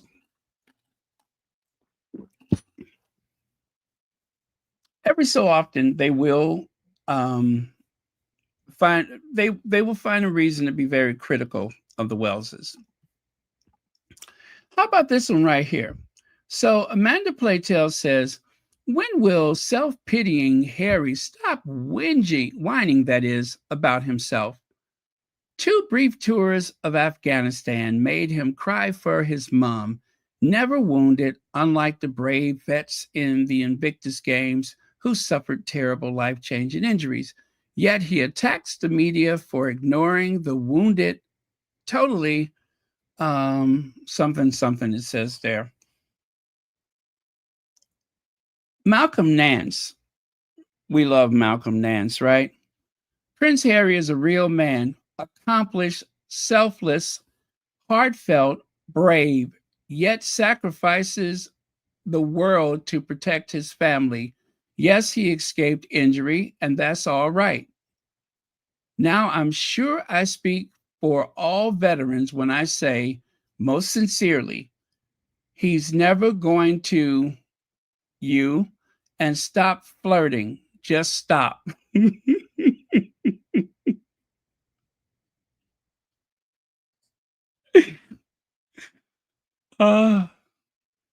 is not going to give you any. So leave him alone.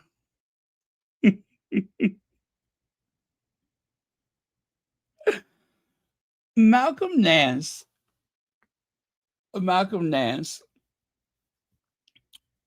He loves Prince Harry, and he has always defended Prince Harry.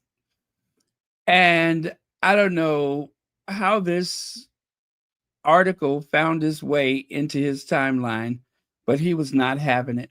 Or not this article, but this tweet article. But he was not having it. He is not going to you know what you. So just stop.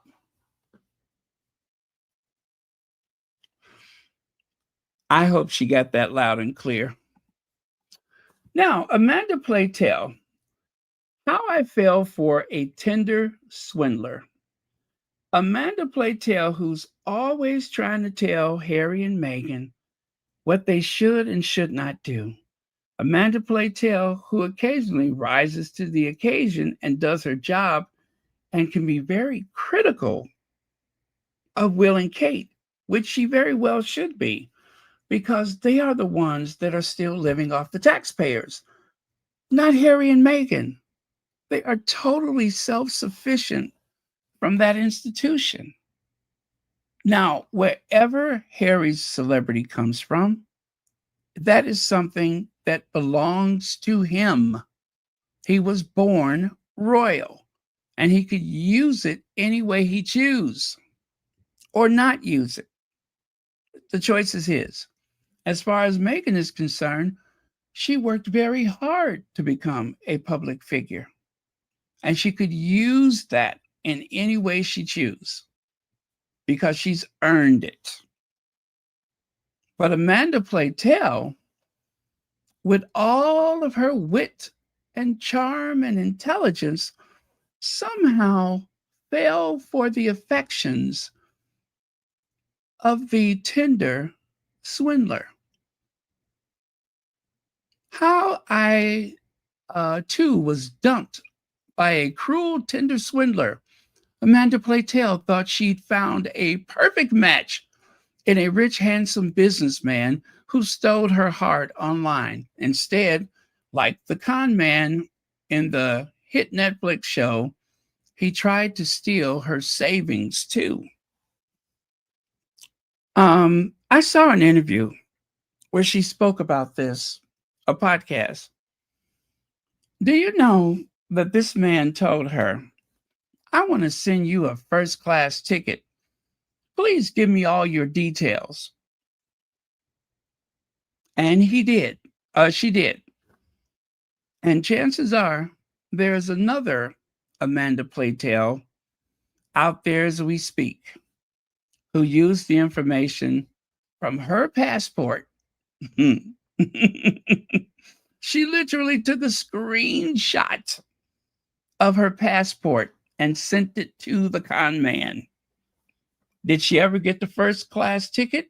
Hell no.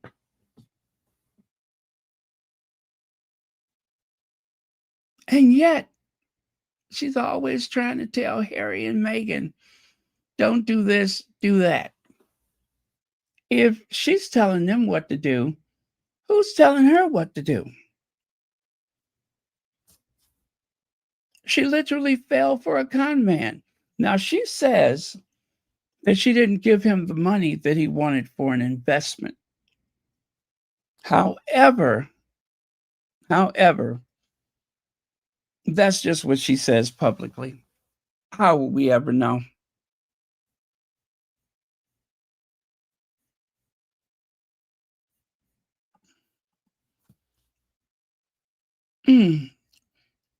Great grandfather, great grandmother. Is that great grandfather? Yeah. You know what? I forgot what that one was about. I had this slide and I forgot what that was in reference to. So never mind. I'll do that again later. But look at this. Prince Harry is shameless hypocrite. I know the real reason. He visited the Queen's grave. Do not be taken in by his act. Well, you were taken in by the con man. Now you're saying that the public should not be the public should not be taken in by Harry's act, but yet you was dumb enough to send a screenshot of your passport to a con man and never got the ticket. Ignoring all the red flags, you were dumb enough to send your passport and whatever else you sent that you're not telling us about. Remember, Amanda Platel, genius, rocket scientist. What about this one? Stay away from Britain, Meghan. You're not welcome here. Now that right there is something that could have caused a great deal of trouble for Meghan. Let's just say that. A headline like that being consumed by a very mentally disturbed person or just a plain racist, white supremacist. Has she no regard as to what could have happened? No.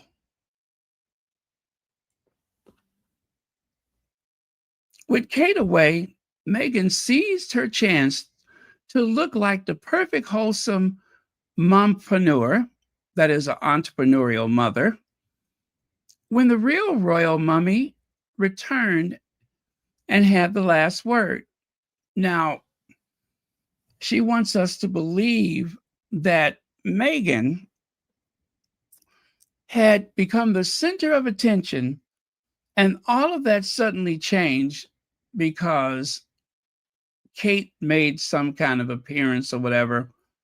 Who cares?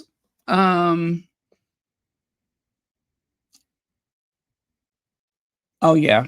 Then, of course, she criticized him about the fires in LA. And then that one right there, Harry's silence over his father and sister-in-law shows he has never been more isolated. First, you say Harry is silent. Then you say Harry Harry has been leaking information that he can't be trusted. Now, on the one hand, you want Harry to keep his mouth shut. And on the other hand, you want him to say something so you can complain about that.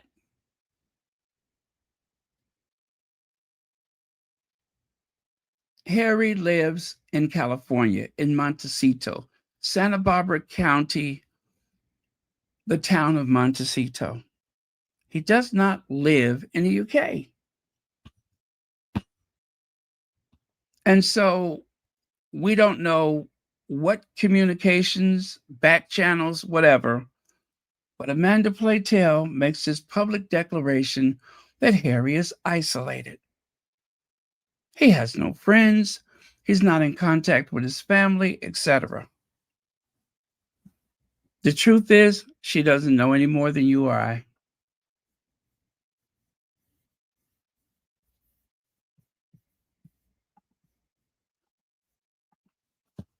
Meredith Constance, the coded language, the woman be fighting narrative, the use of Kate citing while slick to best Meghan for a column is reductive, and it's harmful to both women.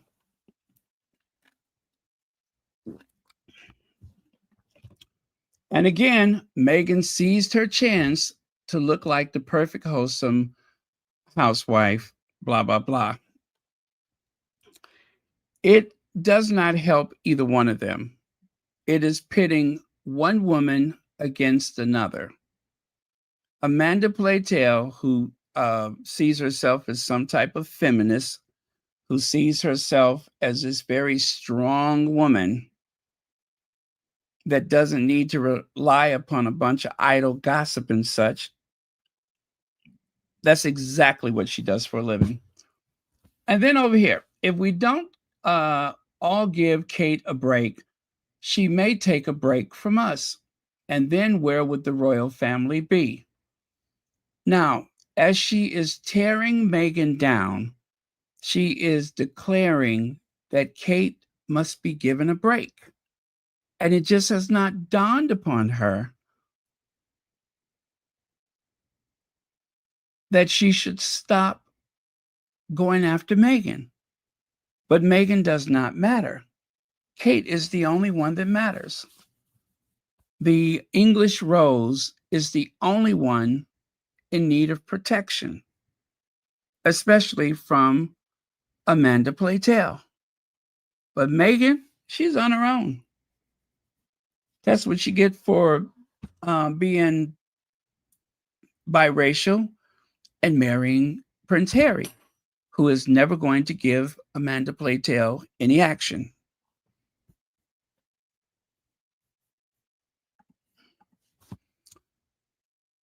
William and Kate have become the prince and princess of boring. This is why they need to stop skulking around and take a leaf out of Harry's book or risk Charles' wrath.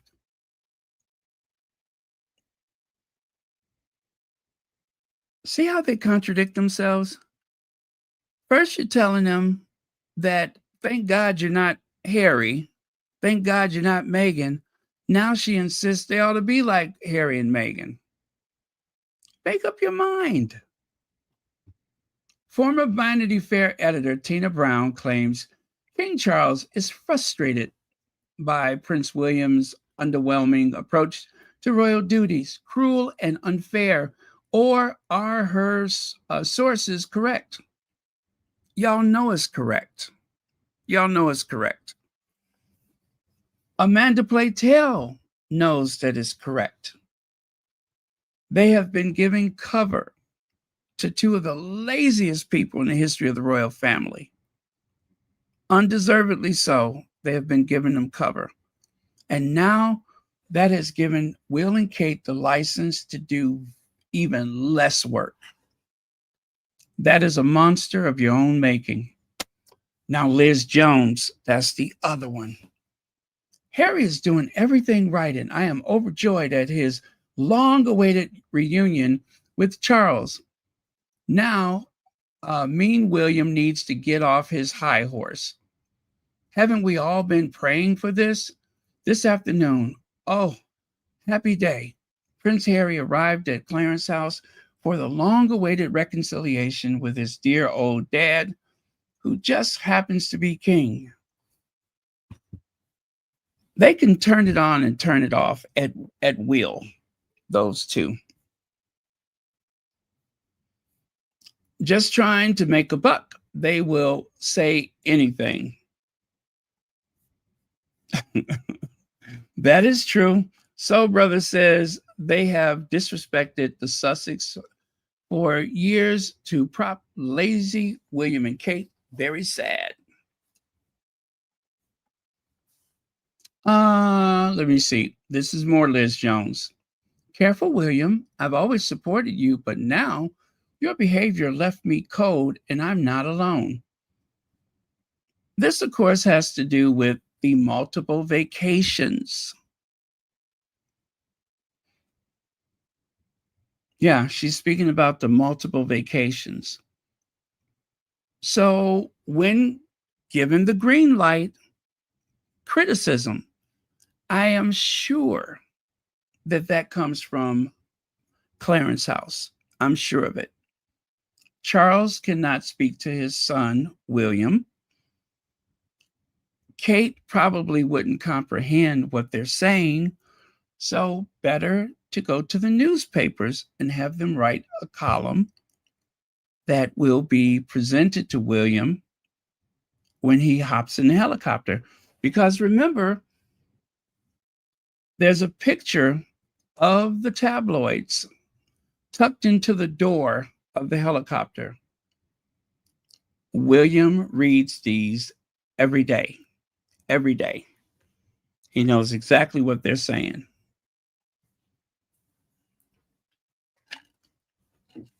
Okay.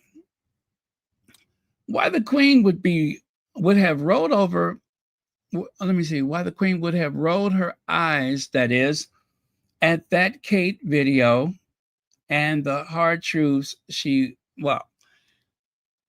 they bring in Harry into it for no reason. But what she's speaking about is the Waleses romping around, making that video for Kate's recovery or whatever, where they're on the beach, Will and Kate making out in the sand, and all that kind of stuff.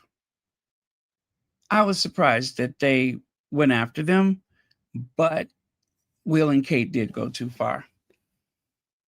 As betrayed wife, I was team Diana. So why have I finally forgiven Camilla? Because they told you to write this article. Why does Prince Harry always make Charles the villain and never Diana? Because Charles is the villain. And you know this. I can't forgive Camilla for the way she treated Princess Diana. Now, that was back in 2017. You see that? That was back in 2017. I can't forgive Camilla for the way she treated Diana, Princess Di, as she basked in the glow of her rehabilitation years later. So I'm not going to forgive her, but I'm going to respect her. This is an instruction for the British public. You don't have to forgive her, but you should respect her. This is all part of their rehabilitation, is to push Diana's memory, blur the lines, make Diana the villain, and to embrace Camilla. This is like a paid advertisement. I swear it is. And this is one that they keep doing.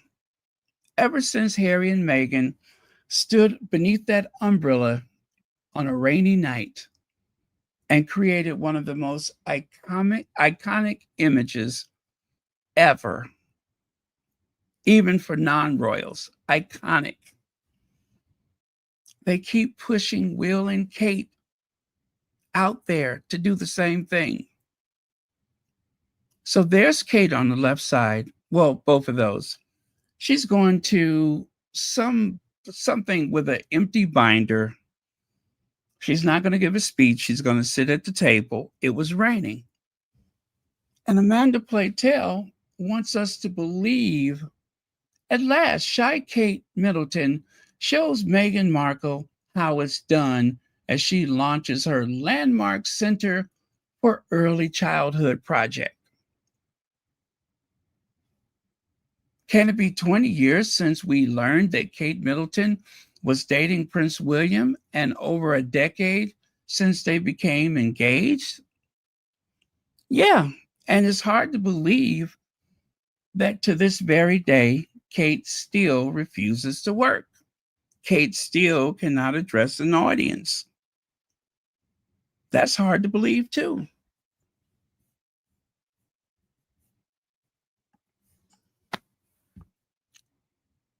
Meghan has won Meghan has won Harry's interview, and the couple's Beyonce night out proved that she has everything she has ever wanted. And this is why I admire her.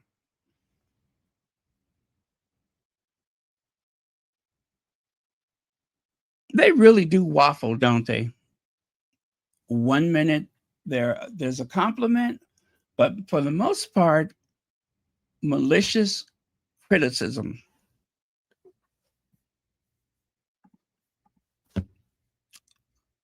Charles, we need you to be okay so that we're okay.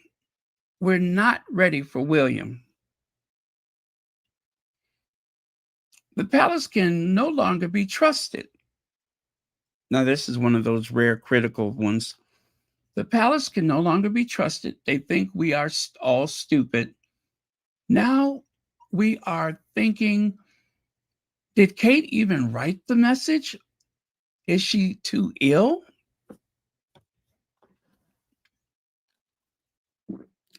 I don't know what to make of that one.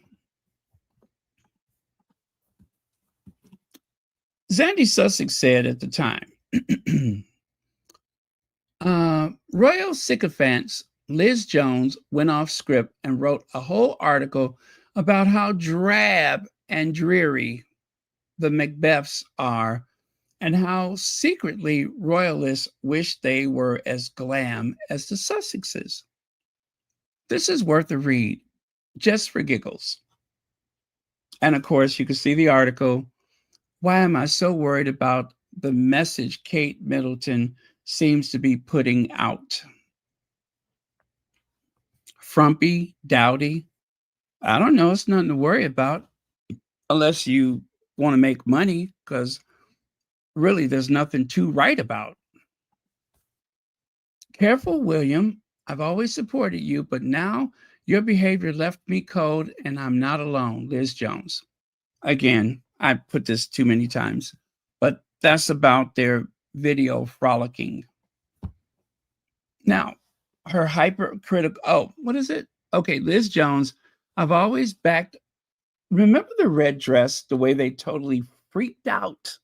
Liz Jones was one of them. See down there at the bottom? I've always backed Meghan, but the red dress pictures have led me to the startling realization, and I can no longer support her. Huh? Why not? Because she wore a red dress? I never did understand that. Not just her, but all of them. Is it because Kate was missing and Meghan was living her best life? Yeah.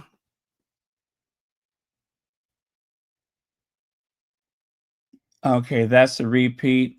I've become a Camilla fan because she that's disgusting. Ugh. Because she reminds me of Diana. Cha-ching, somebody got paid. Let me see. I'm no Meghan fan, but this unrelenting online abuse has to stop. I guess the one on the right, she's off her medication. The one on the left, she's on her medication. I'm just guessing.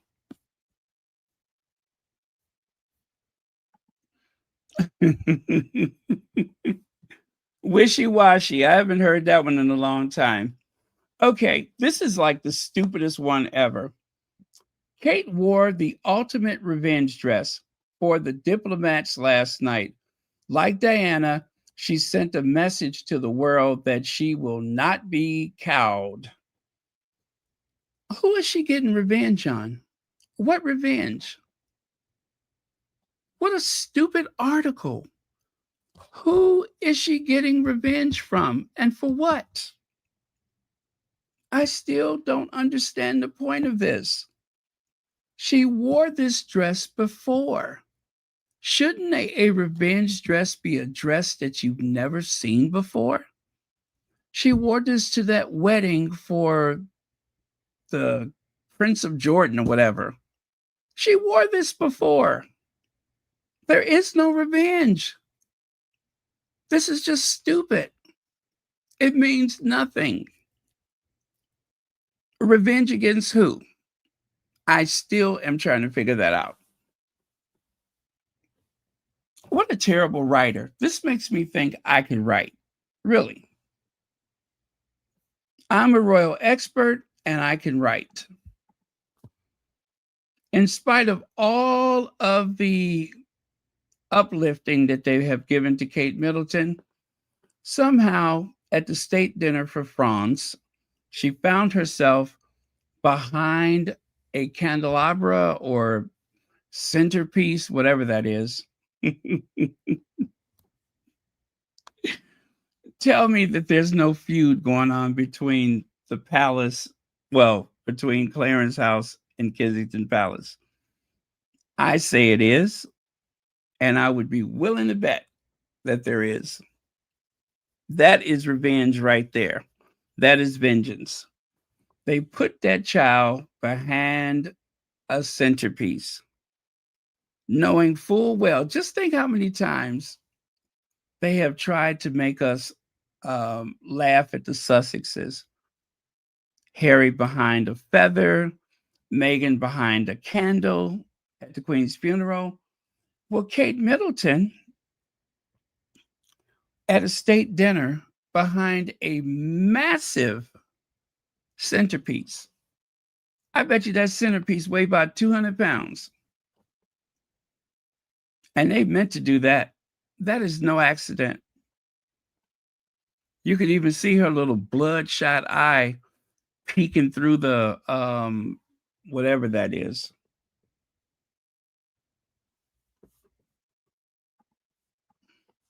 Anyway, that's Liz Jones. She's for Meghan. She's against Meghan. She's for Diana. She's against Diana. She's for Camilla, but she's against Camilla. She's for Charles. That's about it.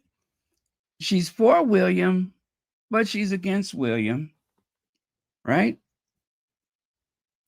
Why does Meghan always wear utterly impractical white when she's got 2 toddlers, a bunch of dogs, and chickens? And presumably, she's against dry cleaning because it's bad for the dolphins or something. Asked Liz Jones.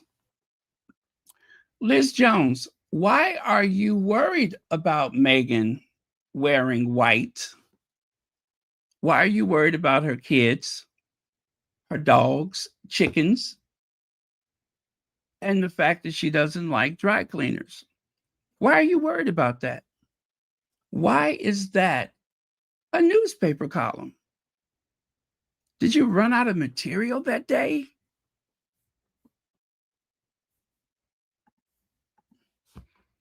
If Liz Jones was a Disney character, I think I have just found her twin.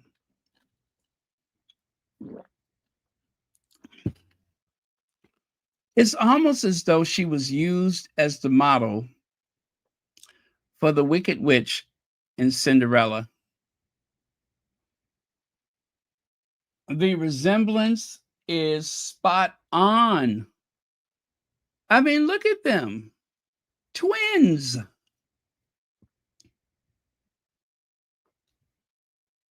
Right down to the poison apple.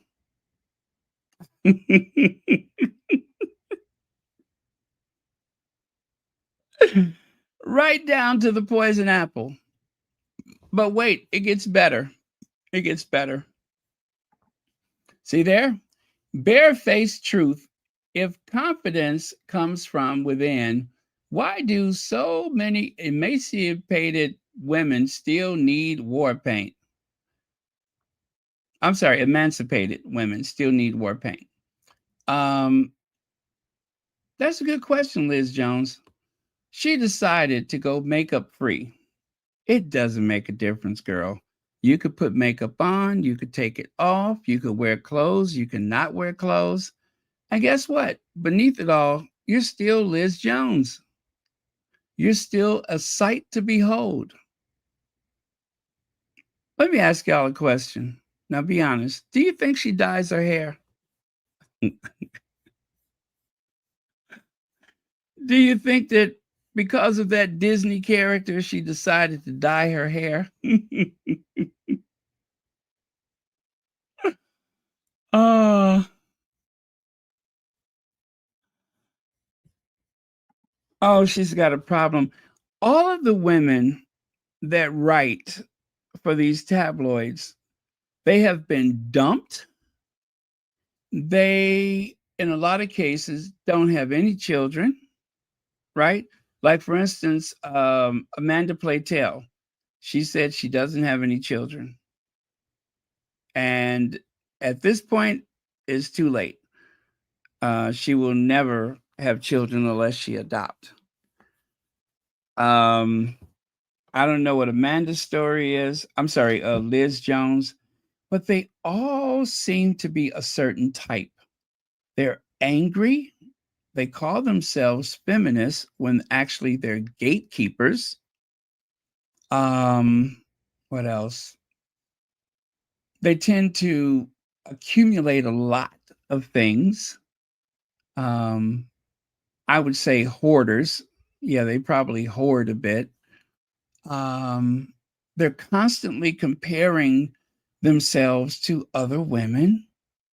They have, what do they call it? Body dysmorphia.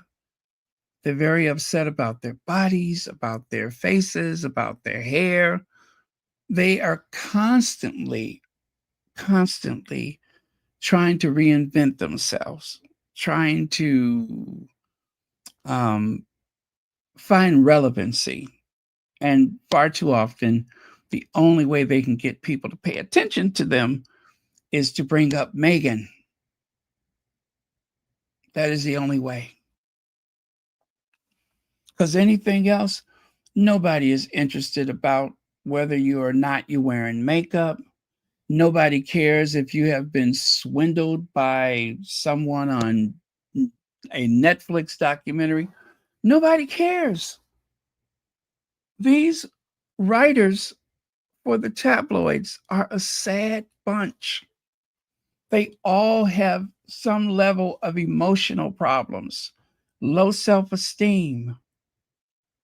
It is very commonplace.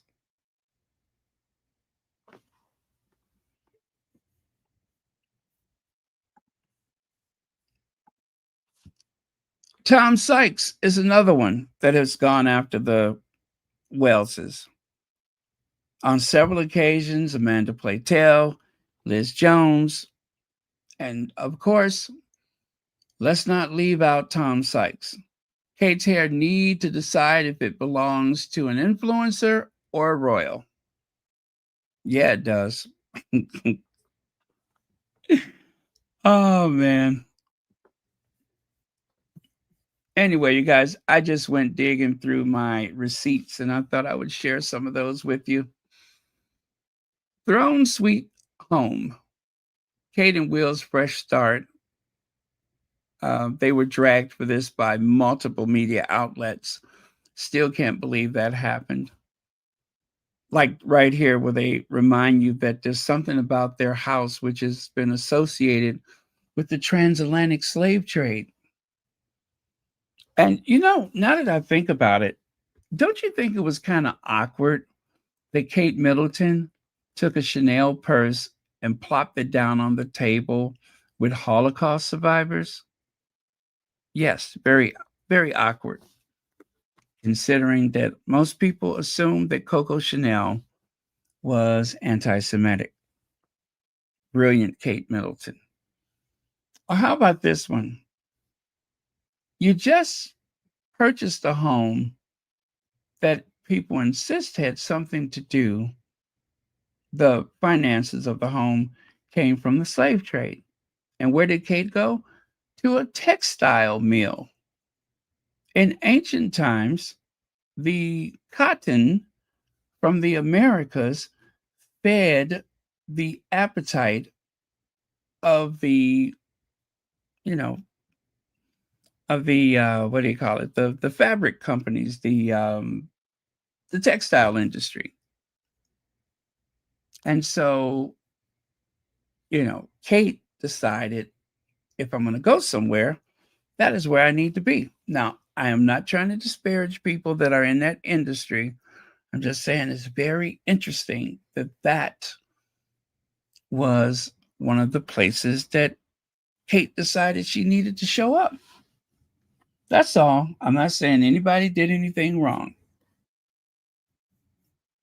Well, you know what, Beverly McCaskill? The photo has nothing to do with the house.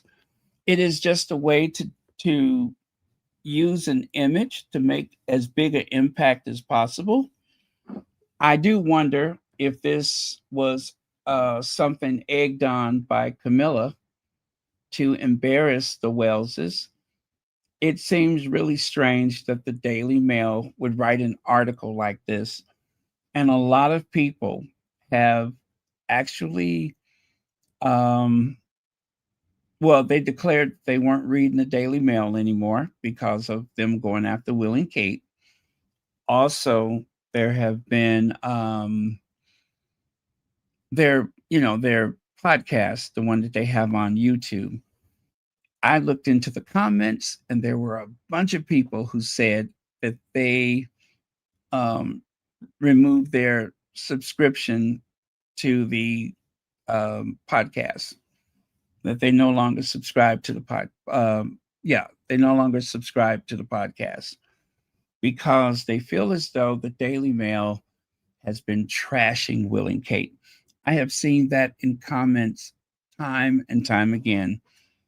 The Rangers, the people that support Will and Kate, they were furious about this article. And so, that photo from Roots don't really belong, but it is just a way to demonstrate where some of the money came from, and that was from the slave trade.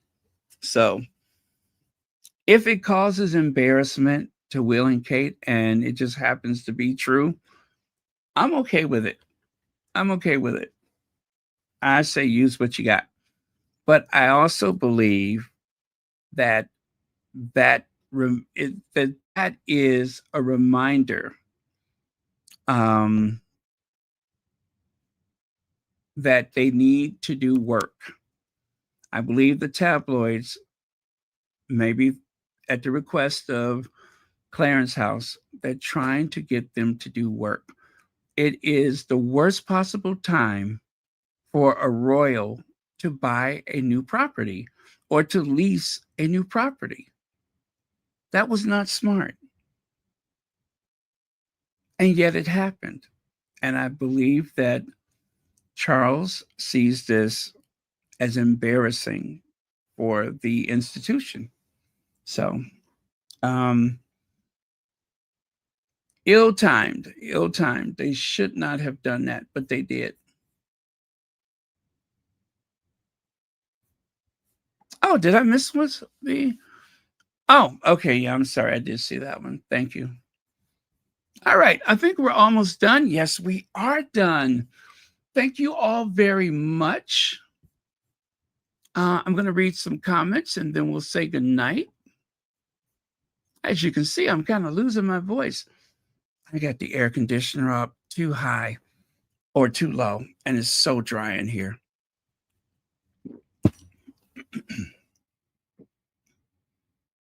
Let me see. Soul Brother says, King Charles, William, Camilla, Kate need to apologize to the Sussexes. The sooner the better. I agree. They are the ones that need to apologize. They are all miserable biddies. Yes, and they are bitter. Bitter. And someone needs to say it. Bitter. Bitter. And somebody needs to say it. Bitter. Bitter. Bitter, bitter, bitter.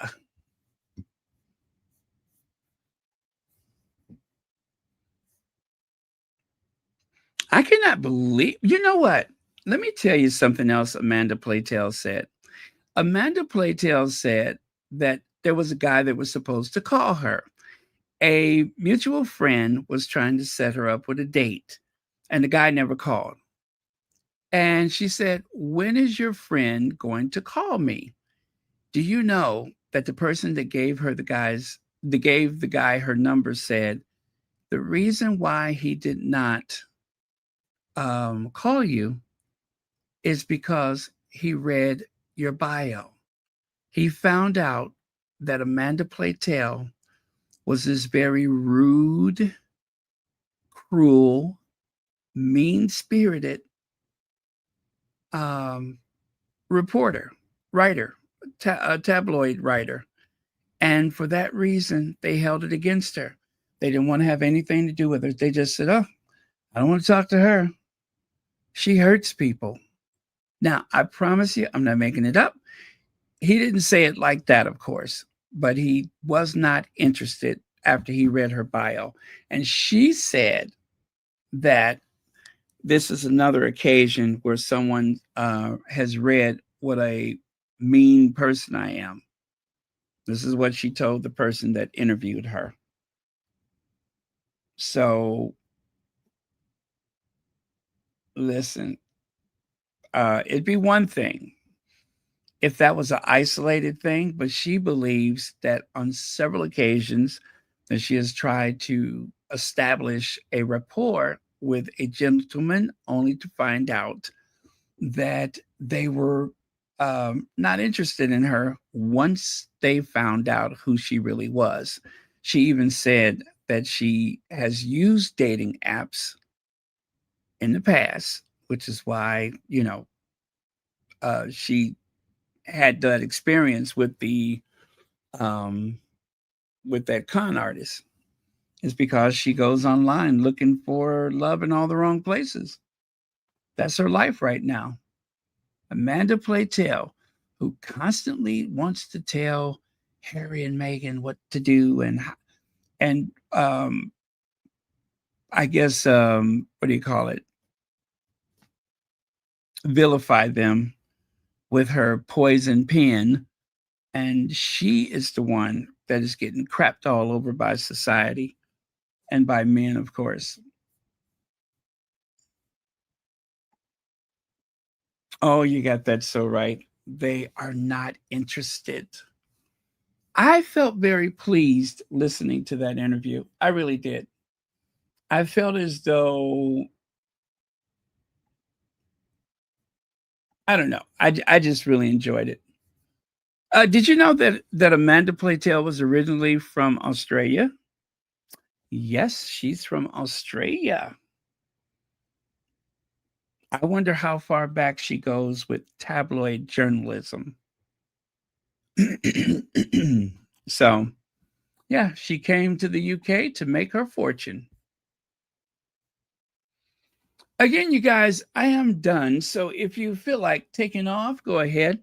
I'm just going to stick around and look at a few of the comments. Yes, Jessica Foreman. We were just, spilling some tea. I was reminding people what a horrible person Liz Jones and Amanda Playtale are.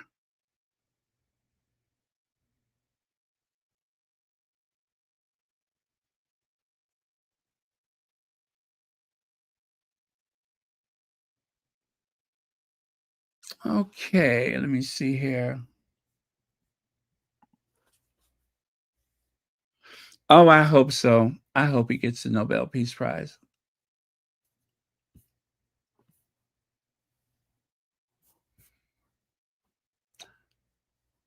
Good night, Beverly McCaskill. Thank you for joining us. Nolithondo, thank you for being here. You guys, I was listening to Anne earlier, and she has a new format, which is something I have been toying with I actually was watching Funky Dineva, and she has like the whole home office set up.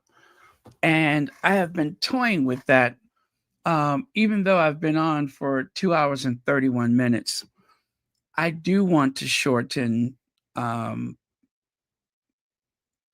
videos to like 30 minutes and perhaps come back later in the day, because by the time I'm done, sometimes I have 50 slides,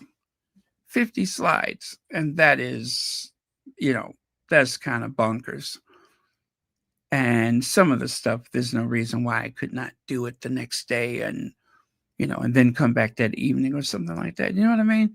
Instead of at one setting, because I think people get discouraged from even starting the video. But as usual, thank you for trusting me to do this work.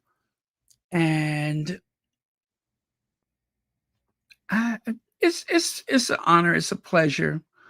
And that's one of the things I've said so many times, is that I really appreciate you all for trusting me to do this work. That means so much to me. This is like something the Sussex Squad community, and doing a podcast or whatever you want to call it. It's not anything that I expected, and especially some of you all know that I was supposed to do a travel channel. And to practice the travel channel, I said, well, what if I do something with Meghan and Harry? After all, they need support. So that's what I did. I decided to try to help out. And all these years later, I'm still here. So, but yeah, that was my intention, was to do a travel show.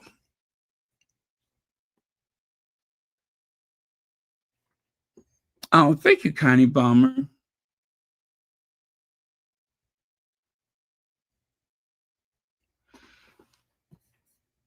Yeah, break them up instead of having a whole pile of topics on one video, because I'm just afraid that some of the stuff that I prepare for, that most people are not watching the entire video.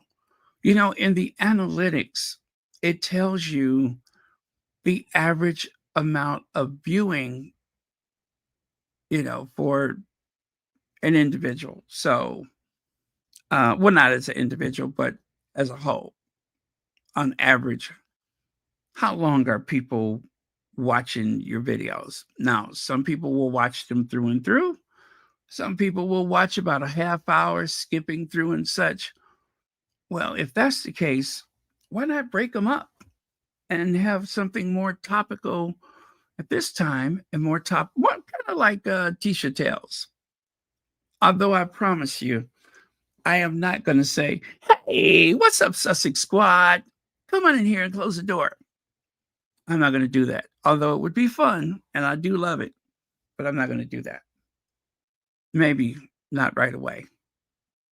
But yeah, I think something more topical as possible throughout the day, at least twice a day. And then, of course, as I said a while ago, that I want to do the TikTok. I have a channel. I have not posted, at least I don't think I've posted anything. And I kind of want to get into the TikTok. You remember I said that last week. I want to go over there and make myself useful, because it's a good place to slay that institution. Okay?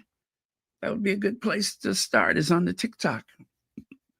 And perhaps a whole new group will discover Royal Sussex like that. So if you have TikTok, don't worry about following Royal Sussex right now or looking for it, because I haven't really put the commitment into it as of yet. But we're getting there. We're getting there. We're going to make some very necessary changes to mostly keep our focus on the royals, but as you know, we often talk about other stuff, and that's always fun to do.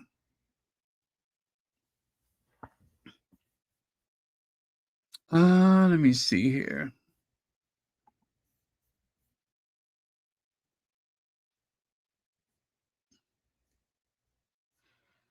Oh, it's Sunday morning in South Africa.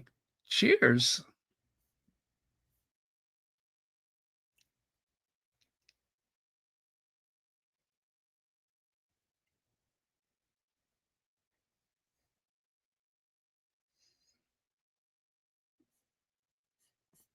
Let me see here.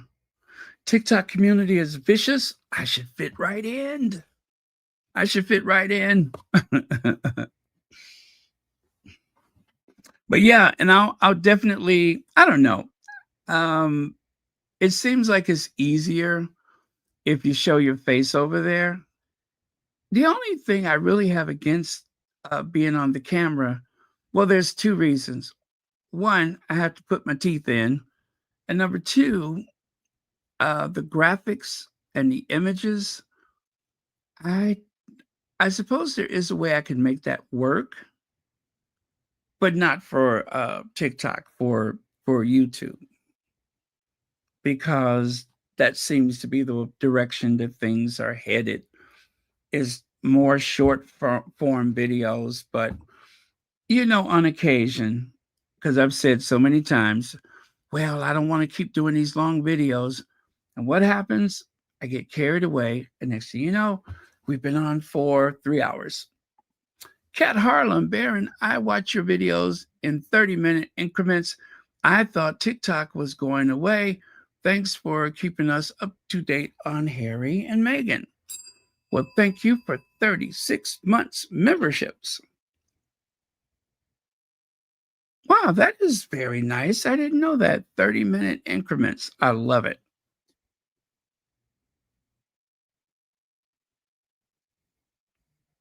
Yeah. Thank you. Thank you. That's very kind of you. And thanks for the 36 months.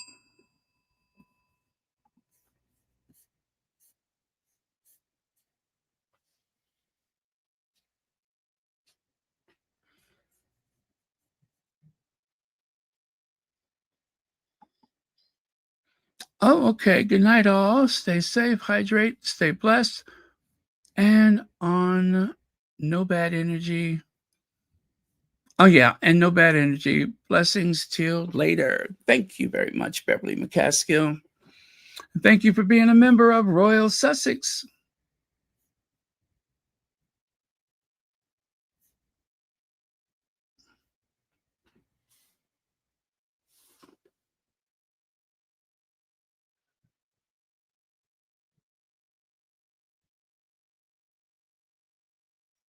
Sandra says, I listen while working. I love it. I love, love, love it. Well, we'll see what happens. But like I said, we will have some longer videos, but not every day of the week.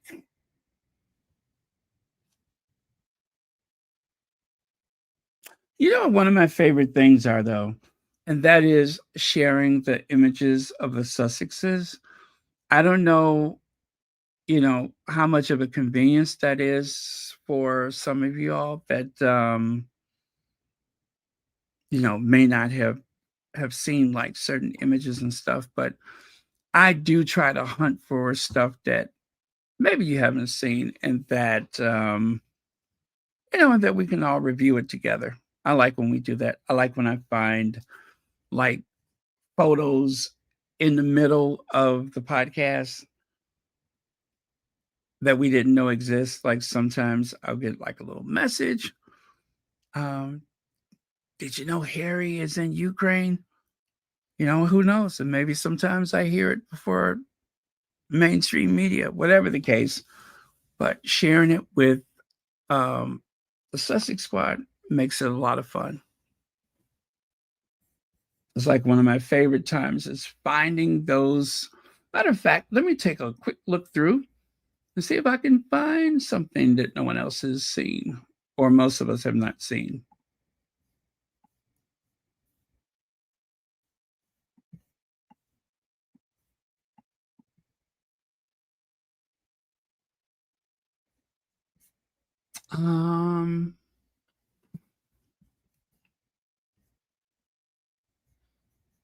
Oh, missed the first part, but we'll replay after church. Oh, and don't forget Zakoy Farms. I was on twice today. So this is like part 2.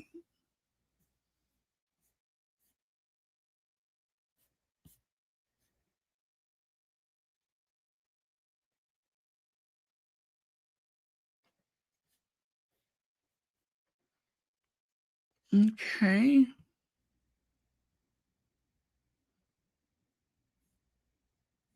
Yeah, I do. I'm crazy about the Sussexes.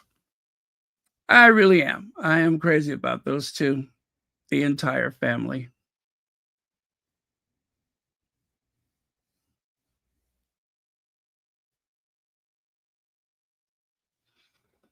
I really hate that they had to leave, but I do understand, and I think it was the right call. All things considered, it was the right call. To get out of that den of vipers, that hornet's nest, put as much mileage between yourself and that firm, that cult, as possible.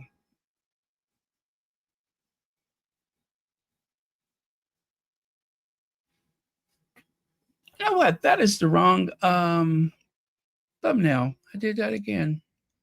There's the right thumbnail. There we go. Who's sorry now? Okay, well, let's call it a night or a morning or whatever it is.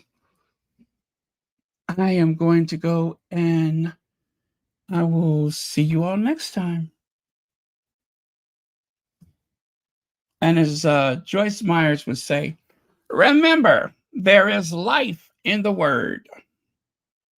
There's always life in the word. Matter of fact, my husband Dave told me, shut up. There is a lot. She was always talking about, is Dave still alive? I hope so.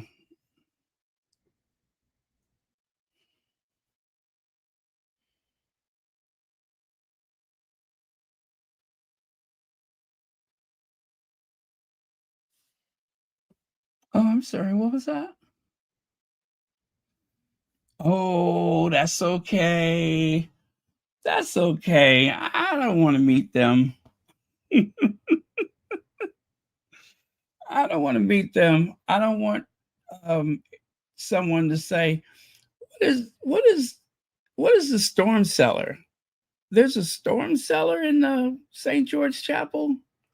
You know what I'm saying? I don't ever want to have to explain that. How did I know there was a storm cellar at the St. George Chapel? I don't want to ever have to explain that to anyone. And a few other things. Yeah, it's better I keep that to myself. And I don't want to have to explain it to them. I'd be afraid to be photographed with them. That's what I'm thinking. Here I am dragging Charles and dragging Godzilla, Camilla. Yeah, it'd be difficult to explain. So best to say nothing and just, pretend like, I wouldn't want to meet them. Plausible deniability. That's what they call it. Plausible deniability. Although if I met them, I would be so excited. I wouldn't be able to sleep. I wouldn't be able to sleep. I wouldn't know what to say.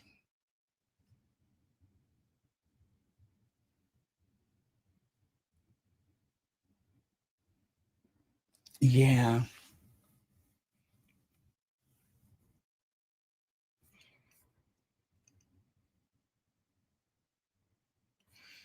Good night, Sonia Johnson. All right. Love you guys. Good night, all. And thank you so much for watching Royal Sussex. See you next time.